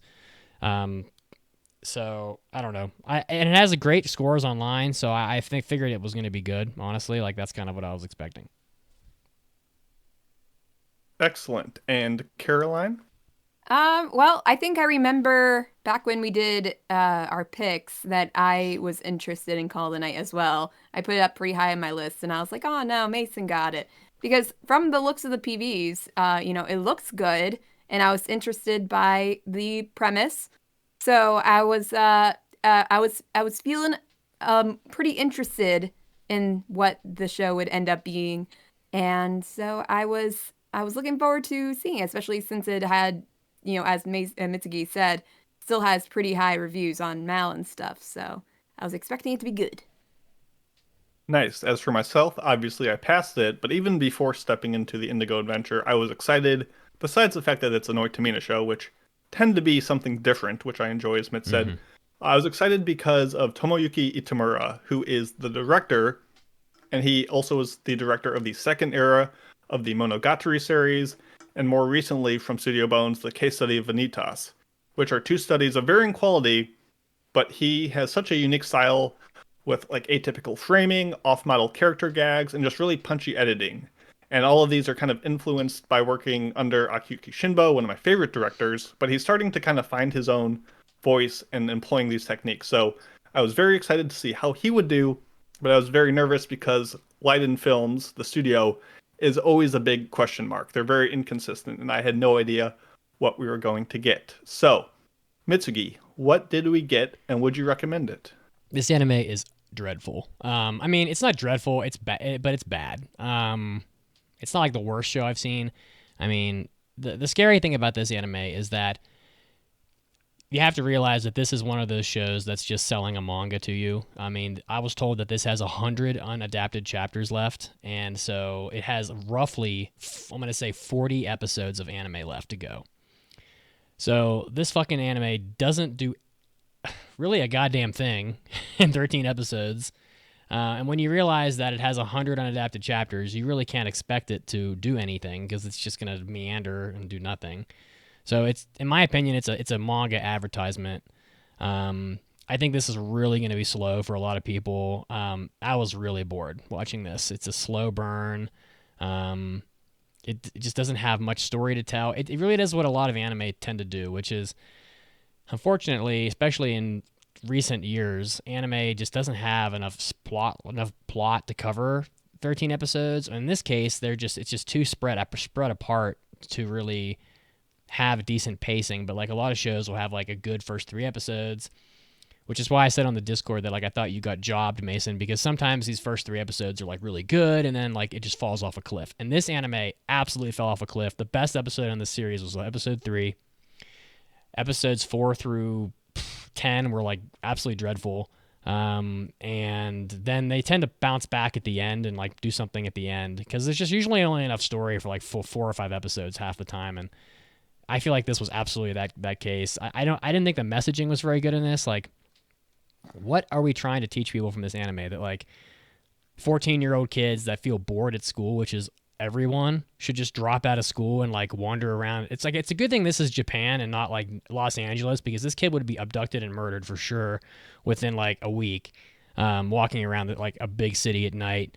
Like just because life is boring and like your job is hard doesn't mean you're supposed to like punt on life and become like a derelict who just like walks around in the dark and like fucks around with vampires. Continuing on, I thought the premise of having to fall in love with a vampire to become one is like really bizarre. It's a bizarre twist on like any vampire mythology I'm aware of, and is really divisive, and honestly is just some horse shit that they pumped in there to like make this basically a romance anime. And the anime is overly sexual at times, like, and it's pretty hard to make a vampire unsexy, because like vampires have pretty much been sexualized and fetishized in all forms of media since like the first moment vampires existed, way back to like the original Dracula, where he's like flying into your bedroom at night and like biting you while you're asleep in your bed. Like even that is sexual. Like Nazuna is so unappealing, and you're forced to like see her breasts like a bunch of times. It's just, the things about this anime that are good are the OP and the ED and the color palette. And other than that, this is just a run-of-the-mill slice-of-life show that moves about as slow as molasses in January, and there's no fucking way I'd recommend it. Fire. He's spitting, boys. He's spitting. That's pretty much that's how I feel. So. Well, I pretty much disagree all the way, but I want to hear what Caroline has to say first. That's what I have to say. Well said. So actually, I'm kind of on Mitsugi's side for quite a bit of this. Although I wouldn't say outright that it's unrecommendable, because I did enjoy, bits of it. I like the dialogue. I think it's really funny and, snappy, and the interactions between the characters are pretty good. The faces that they make are pretty fun. And as he mentioned, like, the color palettes are nice, and it's kind of relaxing in a way, but it's also really boring. 13 episodes, I don't really know what happened. Like, there really isn't much of note to talk about in terms of the plot. And even I, who generally likes slice of life, there just isn't enough happening to make it interesting all the way through. I kind of like the themes that they were going for, actually. The alluring of nighttime and the want to go out and do something that you're not supposed to be doing. But yeah, honestly, I was a bit bored, and I was expecting something more with the premise that they had. So it's hard to recommend, unfortunately. Fair. I absolutely recommend this show.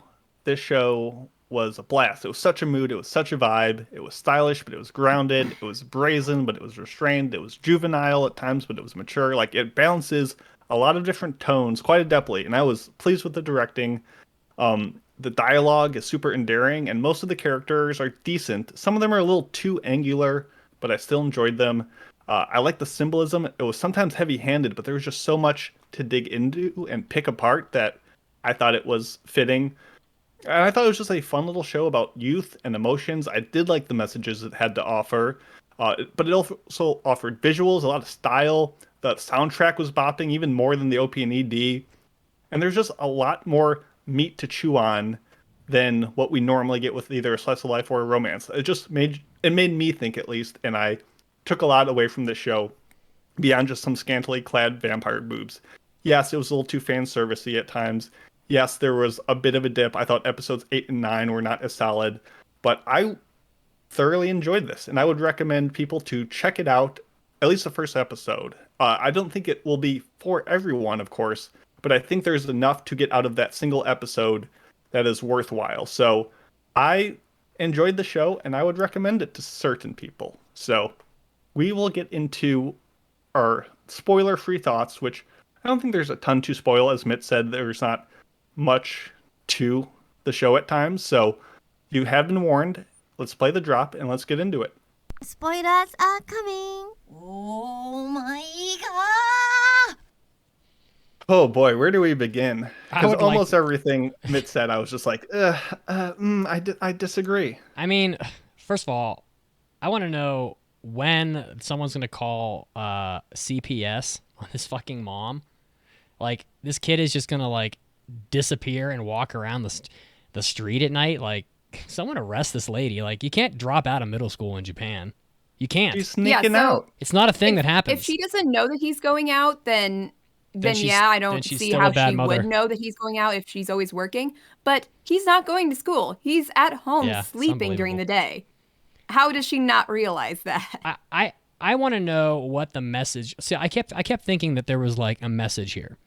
And Yeah, and I want to talk to you about that because I saw yeah. your comments. But Yeah. tell me what you think it is, and I'll tell you what I think. I think it's like a coping of the dissatisfaction of life that people have with their jobs and with their lives, and how the night is like this adventurous thing that lets them cope with, the difficult. And that became apparent with like the salary woman who clearly works for a black Kigyo and should just quit her job and go somewhere else. Because I don't know why people just like.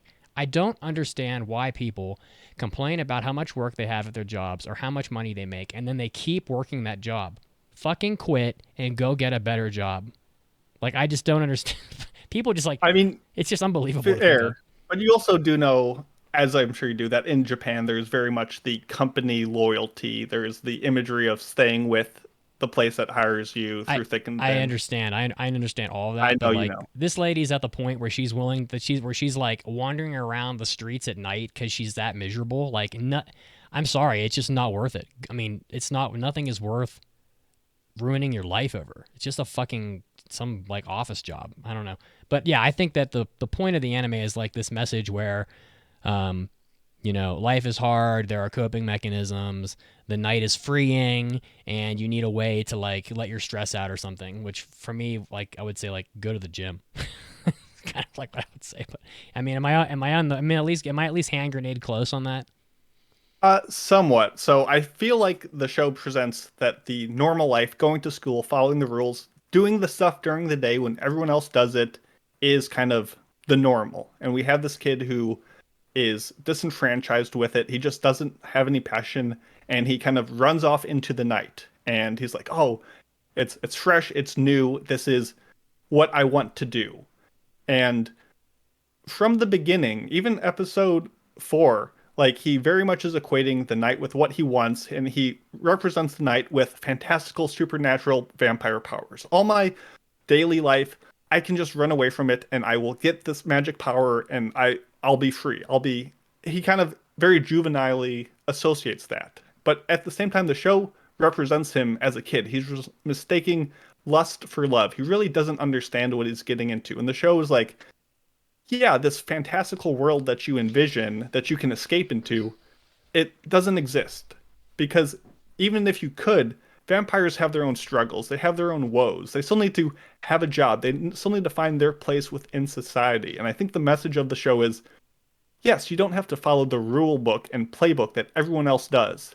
But at the end of the day, there is no escape. You still need to find your spot and work at it. And I think Ko is presented as a smart kid, but who is just misunderstanding the very substance of the world he's in. And I think the show, from this onset and then to its conclusion, where Nazuna's like, being a vampire isn't great.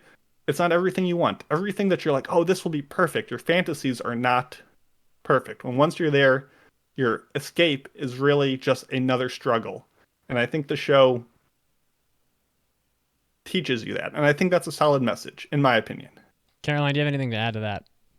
I'm kind of on Mason with this because, I mean, as much as I don't know if I love it as much as he does, but I appreciate what they were trying to go for, and the fact that they aren't portraying the knight as the big escape that is going to be perfect, because then Nazuna's like, it's boring. Like, it's fun for you because you've only just started doing it, but it's boring for me who's been doing this for years.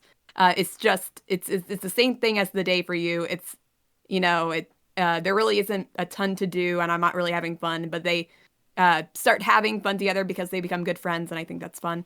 So yeah, it's not bad, and I can appreciate it.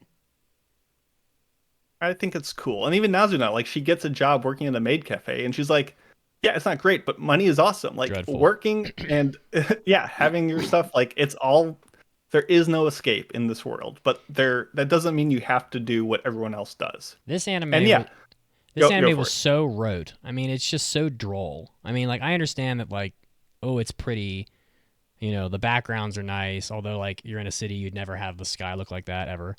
But Fair. like, I get it. Like, I used to live in Japan. You're not going to see that sky anywhere except the top of Mount Fuji. Speaking of which, like, they're not in Tokyo or anything. Like, they're not in a big city. They're in, like, a small city. How is there so much nightlife? Like, how is there a night pool they can go to? It doesn't, I don't know. It doesn't matter to me. I mean, like, that doesn't so much matter to me. It's more like this anime to me is just like, they just wasted so much time on, first of all, I think that, like, the messages of the anime are too mature for a 14-year-old. Like, this kid is put in so many, and honestly, like, I don't care that much, honestly, but, like, the kid is put in so many sexual situations in this anime, and that aren't going to materialize into anything. And it's like, if you want to make this a story where, like, some kid is, from the very first episode, sleeping in a bed with a girl who's older than he is, or, like, being hit on by a 40-year-old detective woman, basically, or like, having his blood sucked by a vampire, which is super sexual, or having a whole host of vampires fight over him for, like, seemingly for, like, no reason whatsoever, or this or that or this or that. It's just, I don't understand why he needs to be so young. It just seems pointless. And on the point of being pointless, this anime is so fucking slow. Like, it just, Nazuna goes and gets a job at a maid cafe. Like, that episode was so brutally painful that it's worth skipping. I mean, there's no content added. Oh, vampires need jobs. They covered that with the massage place. You didn't need to have a maid cafe episode. And it's just like, you go from that to, they hit every note. It's like, oh, we're gonna do this, and then we're gonna go to the episode where, like, he gets fought over in some fake harem, and now we're gonna, like, have an episode where, Nazuna's, where, like, he's giving a back massage to some woman, which is one of the best episodes in the show. But What, the massage episode? yeah, because to me that was the episode that told you what the point was. I just feel like this anime. Yeah, actually, I kind of like that episode too. I just feel like it had about enough content for about 4 episodes, and the rest of it was just filler. And And I feel like this is another anime, obviously my opinion, but it seems to me that at least, especially nowadays, that anime will get a good score online if it looks pretty, and that's all it has to have. Like, if it's pretty, it could be the worst, most boring pile of shit ever, and it's going to get an 8 or an 8.5 simply if the animation and the art is pretty. And that, to me, that's what this was, because this anime to me is not any better than really any other slice of life show. I mean, it's just that it looks better, and so everyone's like, "Oh, it looks so good. It's a vibe." Oh, I don't understand that vibe meme, by the way. That meme of her, I don't get No it. cap, no cap. I But don't it get it. does look good, and it is funny. And all those moments of just talking, I think, are sharp. They're well written. The timing of things are fantastic. Even that Made episode where he's the detective, just the moment of him being like, "I've solved the case 100%," and then immediately starts double guessing and second guessing himself, and by 5 seconds later, he's like, "Maybe I'm at like 40% sure." Like, those are great little moments that are well done that you don't get that finesse and level of elegance in any other anime. It just is such a artistically crafted show, even if not much is happening.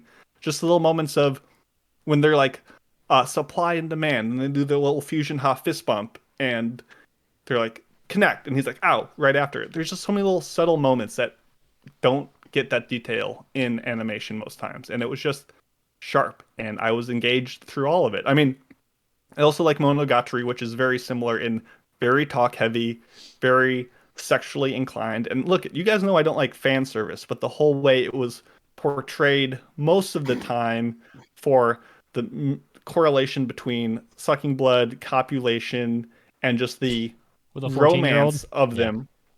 Was it 14 a little young? Sure, perhaps. But I think it's also at an age where you're confused and you're growing up and you're deciding where you want to be with your life. Yeah, if this was reverse genders, that'd be more problematic, which is just sad to say. And it is young, but I never felt that it was so disgusting where I felt skeeved out. I don't even care really. Like, anime is so objectionable most of the time that, like, if you're going to be easily offended, you might as well just go watch something different, because anime is never going to be this like pure thing that everyone's like able to agree on, because it isn't, and it hasn't ever been. But that's not really generally the point, although it was kind of eyebrow raising. I mean, to an extent, it's just more to me a signal that like nothing will happen in this show with this relationship, that like they keep teasing because he's so young. But to me, the problem with the anime for me was that it was just boring. It's just too slow. There wasn't enough going on. See, I think there was tons going on. There was this whole I did not like the artificial time limit where it's like, oh, you have 1 year to fall in love, or if once you're a vampire, if you don't eat, you die within 10 years. Like, that stuff I thought was kind of annoying. But really, I mean, compared to a slice of life show that is more quote unquote normal, I mean, we have vampires showing up, we have inter-vampire battles and mindsets, we have different little side spin-offs where he tries to date, he tries like talking to other vampires, he works with other like harassed workers. Like, stuff happened between like in each episode that made it consistently different. Yes, 13 episodes was perhaps a little too long, but I think there was enough ideas to fully flesh out the core crux of, what is Ko's struggle and what is he dealing with. And I thought it ended in a satisfying manner. I didn't feel like it was a read the manga ending to me personally. I feel like I just obviously I feel like your opinion is valuable. I don't really feel like I mean, you got to consider the length of this thing. The writer is like, this is like Rumiko Takahashi levels of slow. I mean, you think 13 episodes is a lot. This fucker is going to go for another 40. It's going to be a 52 episode show. Book it. But we're not reviewing a 52 episode We aren't. show. But We're like, can you reviewing a imagine 13 watching? episode. Can you imagine watching 52 episodes of this, Caroline? Think about that. 52 episodes of this, of like sex Why jokes. do I feel like you two are trying to bring me to your side? Because you haven't really said much. I'm just trying to get your opinion. But like, this anime couldn't even sustain for 13 episodes without, in my opinion, being boring. How the fuck is this thing going to carry for 50 episodes? What are they going to discuss? I'd like to imagine it picks up in order to, I don't know, tell a story in that time. But I have to say, like, I don't think that there was enough interesting things happening in this show. The dialogue is great, and it is a fun back and forth. but that it's not enough to carry my interest. But I do want to talk about Nazuna's character design, because why did they make her so damn unappealing? She looks, ugh. It's terrible. I mean, What I is don't know with why the you hair? guys I are, hate I don't the know why you guys hair. are hating. I I don't despise think the hairstyle. People have compared not her good. to Toga from My Hero Academia, which, yeah, definitely can see that. I can also see the president from Kakegurui. I never liked her either. So the hair is bad. The eyes are, her boobs are, like, why are they going this way? Why are they going this way? this y'all are hating. thi- Y'all this- are hating. this Why manga- does she look like an old grandmother Yeah. going to the pool during senior hour? What is with those the bikini? It's gross. I gotta tell you, first of all, this manga is not done, and it has 152 chapters, which is a lot. But beside that, the as a person that has a pretty obvious and well known, like, it's a borderline vampire fetish. It takes a lot for me to like think that a vampire is not attractive, and Nazuna. Wow, I have never been more shocked by a vampire than when she was like in the pool in her bikini, and I'm looking at like her little weird mosquito bite breasts, and I'm forced to see this for some reason. Even Dance in the Vampire Blend was never that like overt, and that's like a Oh, low. it definitely was. It definitely was. Maybe I need to go rewatch that, but I don't recall her ever like showing her like bare. She had like bandages over her, if I recall. It was never like, one false move from like having her tits flat of her like bikini top. She looks like she was 7 though. Nazuna looks. I don't know why. Like, I get that she cannot be to your preference, but I don't think that takes away from the crux of the show is to tell Ko's story and his evolution and understanding of the situation. And I'm invested in that, and I think it does it well. But it's stupid. Like every 14-year-old hates school and doesn't and is confused with life. And how many of them go off into the night and find and get involved with the vampire legion? None of them, like, because not they're many, going to get 'cause this abducted is- and murdered by some person. It's just ridiculous beyond belief. Like, go to school, grow up, figure out what life is at your own pace, and don't wander the street at night and like end up in lewd and dangerous Don't situations. find your own path. Don't explore. Don't go out and make your own way in the world. No, there's a reason why his mother would go to jail and he would be forced to go to school, because this is not how things happen. I know this is anime, but like, Yeah. I don't want to watch 70 episodes so Ko can decide that like vampires' lives aren't all butter and aren't all like bread and butter, which we already knew because it's been beaten to death a million times. Everybody knows like, oh, vampires and immortal people are, they're jealous of humans because life is fleeting, and so you appreciate it. Now Nazuna's really good at video games because she's so bored. Like, tell me that for the 900th time. Like, I haven't heard it in every fucking undead immortal show in my whole life. Like, it's nothing new. I mean, it's like, okay, vampires live forever and life sucks because they can't die. And it's not also, new. like they're so concerned over the secret of vampires that they are talking about killing Ko and doing something horrible to Nazuna, blah blah blah, when they are very unsecretive about who they are. Like, Nazuna has probably told 5 people in this series that she's a vampire, and the only person they care about is Ko because she hangs out with him more. It's true. The female classmate, like, what about her? Is she in jeopardy? Because because Nazuna is very, very open with her, like, with the fact that she's a vampire. She told like 7 people. Pretty much everybody knows. But I know they don't. I feel like they don't also, like you have her this because of huge that. amount of vampires living in this small city. Like, go to Tokyo. What are you doing? Go to school. Are you going to become a homeless person? Did you know that you can't even, real talk, kids in Japan can't even read a newspaper until they're like almost through high school, because that's how hard Japanese is. This kid is going to become an illiterate bum. He is. He better become a vampire, because he's going to be a homeless person living in a cardboard box in like some underpass, because that's what will happen to him. He will be a homeless person. Like, oh, you got to explore life and figure things out, but now you're a homeless person because you can't even read. Good job. And your mom's in jail because she's the worst mother that ever lived. I don't know.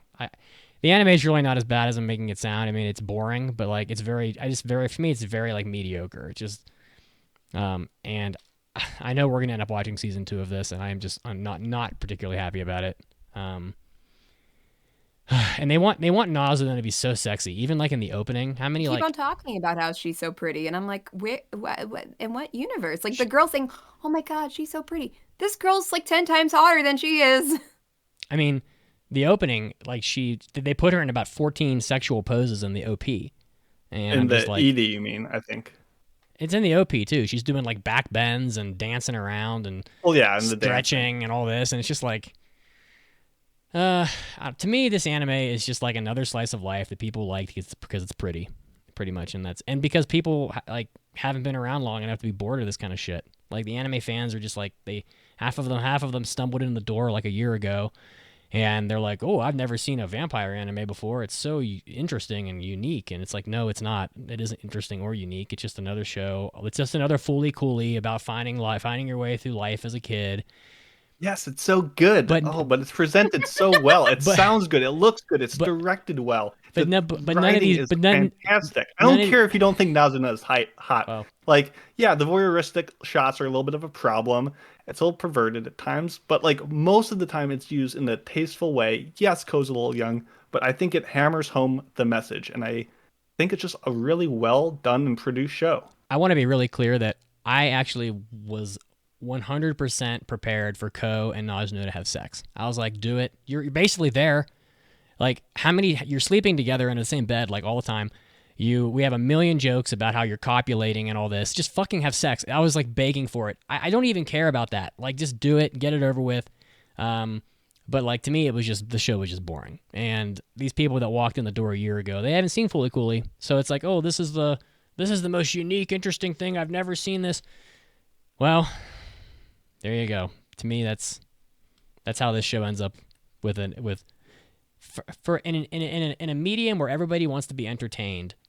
The only way a show like this gets an 8 is if it's pretty. If it wasn't pretty, this motherfucker would have a 6. Because it's just, I would agree. It's just not. I mean, it's not a fun watch. It's not interesting to me, at least, and it's slow. And I can't believe this fucker's so long. Take away how nice it looks and how good it sounds, and of course, those are like great things to have in a show, and I can see why it would, bump it up an extra point. But those very aesthetic things take it away, and it doesn't really have a lot for me. Although I wasn't really sure how to like feel. There was like this really strange point where they introduced a stalker character, and it was creepy. They changed the colors, and it looks like a horror film. And I'm like, well, goddamn, what is this? And then they turn him into a good guy at the end of the episode. I'm like, wait a minute, who is this person? Why are you treating him like he's a good guy? And then Ko goes, he's the one that's acting reasonable around here to the vampire girl. And I'm like, excuse me, he stalked her and is creepily knocking on the door of a karaoke place. And how is that reasonable? It's almost like your first perception of people isn't always what it appears. No! My first impression of this guy is that he is a creepy stalker and he should be treated as such. But is he? Or is that how... Yes, he is! No, he's not. That's how Ko was told to present her. Yeah, I mean, okay, since we're in spoilers, like, if you just... I'm looking at, like, the chapters here, and by the way, we're definitely... There's more than 100 chapters left. I'm not... It's more like 120. But people that have read the manga are screaming right now, because as I'm looking through the covers of these mangas, it's pretty clear that Ko is going to become like this edgy vampire lord or some shit, because like he's got like blood coming out of his mouth and on some of these manga covers and shit. So really what we're watching right now is like an unbelievably slow introduction to like this grandiose story where Ko is going to become like king shit. That's basically what I'm getting just from the covers of these mangas.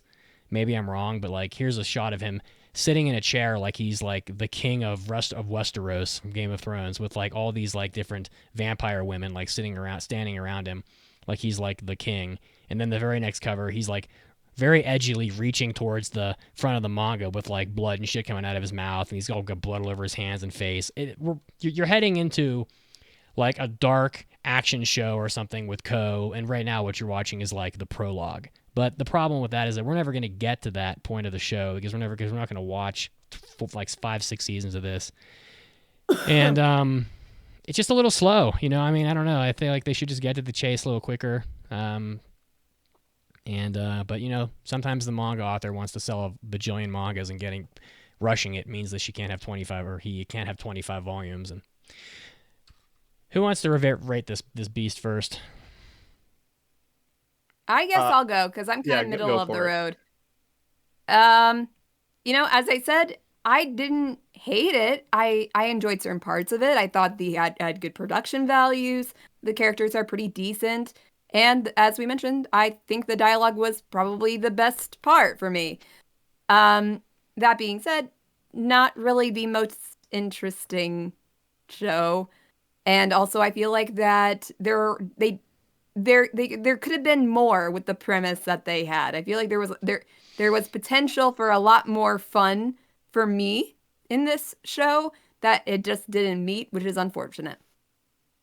I can't say that if a second season came out, I would jump at the chance to watch it, but I might give it a try. I don't know if I really want to, though. I think I will give this show 2.5 really sketchy massage businesses out of 5. That's fair. That's pretty fair. I like the show. I thought it was good. I think there was so much meat to unpack, and there was a lot of symbolism. What is the symbolism of the show? And there was a lot that I dug into and enjoyed, and it was just grounded, and it was just a freaking vibe. So I'm going to give it... There's that meme again. I'm between 3.5 or 4. I'll give it 3.5 fangs out of 5. I think the show was very solid. I like where it was at. It felt different than a lot of other things. I think Leiden Films really stepped up their game. And would I jump at a chance to watch season 2? Maybe not. I feel like it got to where it got, and I'm kind of happy with it. If there's more, great, sure. But I'm satisfied with the 13 episodes I saw. So 3.5 out of 5. It's really unfortunate that we're like reviewing these in a microcosm, because on the one hand, if this manga does really turn into like it is a shonen, so if this really does turn into basically a shonen anime, which it looks like based on the covers, you're gonna get edgier and edgier, starting with like chapter 80 maybe. Then what we're doing is reviewing just like a tiny piece of of a show that is not really a fair review of the overall property. So that's a little disappointing. On the other hand, if it doesn't turn into that, then I can't imagine watching the same exact like themes and messages for another like 50 episodes. It would be beyond tiresome. I mean, I don't even know how they would sustain that. So, with that in mind, I just felt like this show was just really slow, and when I'm watching an anime, I want to be entertained. Thank God this was dubbed. I mean, honestly, for once, thank you, High Dive. I could not handle this dub. It made it so unbearable. If I couldn't watch this while I was like coding at work, it would have been impossible to get through. Honestly, I just can't imagine while reading the subtitles and having to do it, like having to pay attention to it, like 100%. Like without being able to look away from the screen, to do other things. So I have a feeling that this is going to turn into like a legit shonen anime, and what we're reviewing now is just like not representative of what the overall property will eventually become. And that's probably why it has an 8, because people that are reviewing it have read the manga already, and they're just reviewing it as an 8 because they know what's coming and we don't. So, but that being said, I don't really care. I guess I'm reviewing the first season, and to me, this was not a horrible watch, but it was also really slow, and to me, it was boring. So I'm going to give it 2 vampire bite marks out of 5. And there we have it. There you have it. I do appreciate you guys watching it, even if you didn't vibe with me. I appreciate all that you brought to the table, and this was fun. It wasn't painful to watch, Mason. I mean, the middle of the show was so, like, you don't have to put a lot into watching an episode about a maid cafe. Moe Moe Kyun. Like, okay, I get it. Like, so I wasn't like in pain watching it. It wasn't a hard thing to watch. I just feel like nothing really happened. To me, it was like that. I'm never gonna remember the title. It's just another one of those anime to me that just sags in the middle. Yeah, Mason, what did you give it? Did you give it a 3.5? I was between the 3.5 and the 4, and I think I'm giving it a 3.5. Yeah, and I'm sure nobody agrees with me, probably, and that's fine. So, but has this gotten greenlit for a second season yet? I don't believe so. I haven't heard anything about it. But yeah, there we go. A lot of different takes on Call of the Night, but hopefully you got to agree with one of us, right? It's true. So it means everyone is screaming at the podcast in one way or another.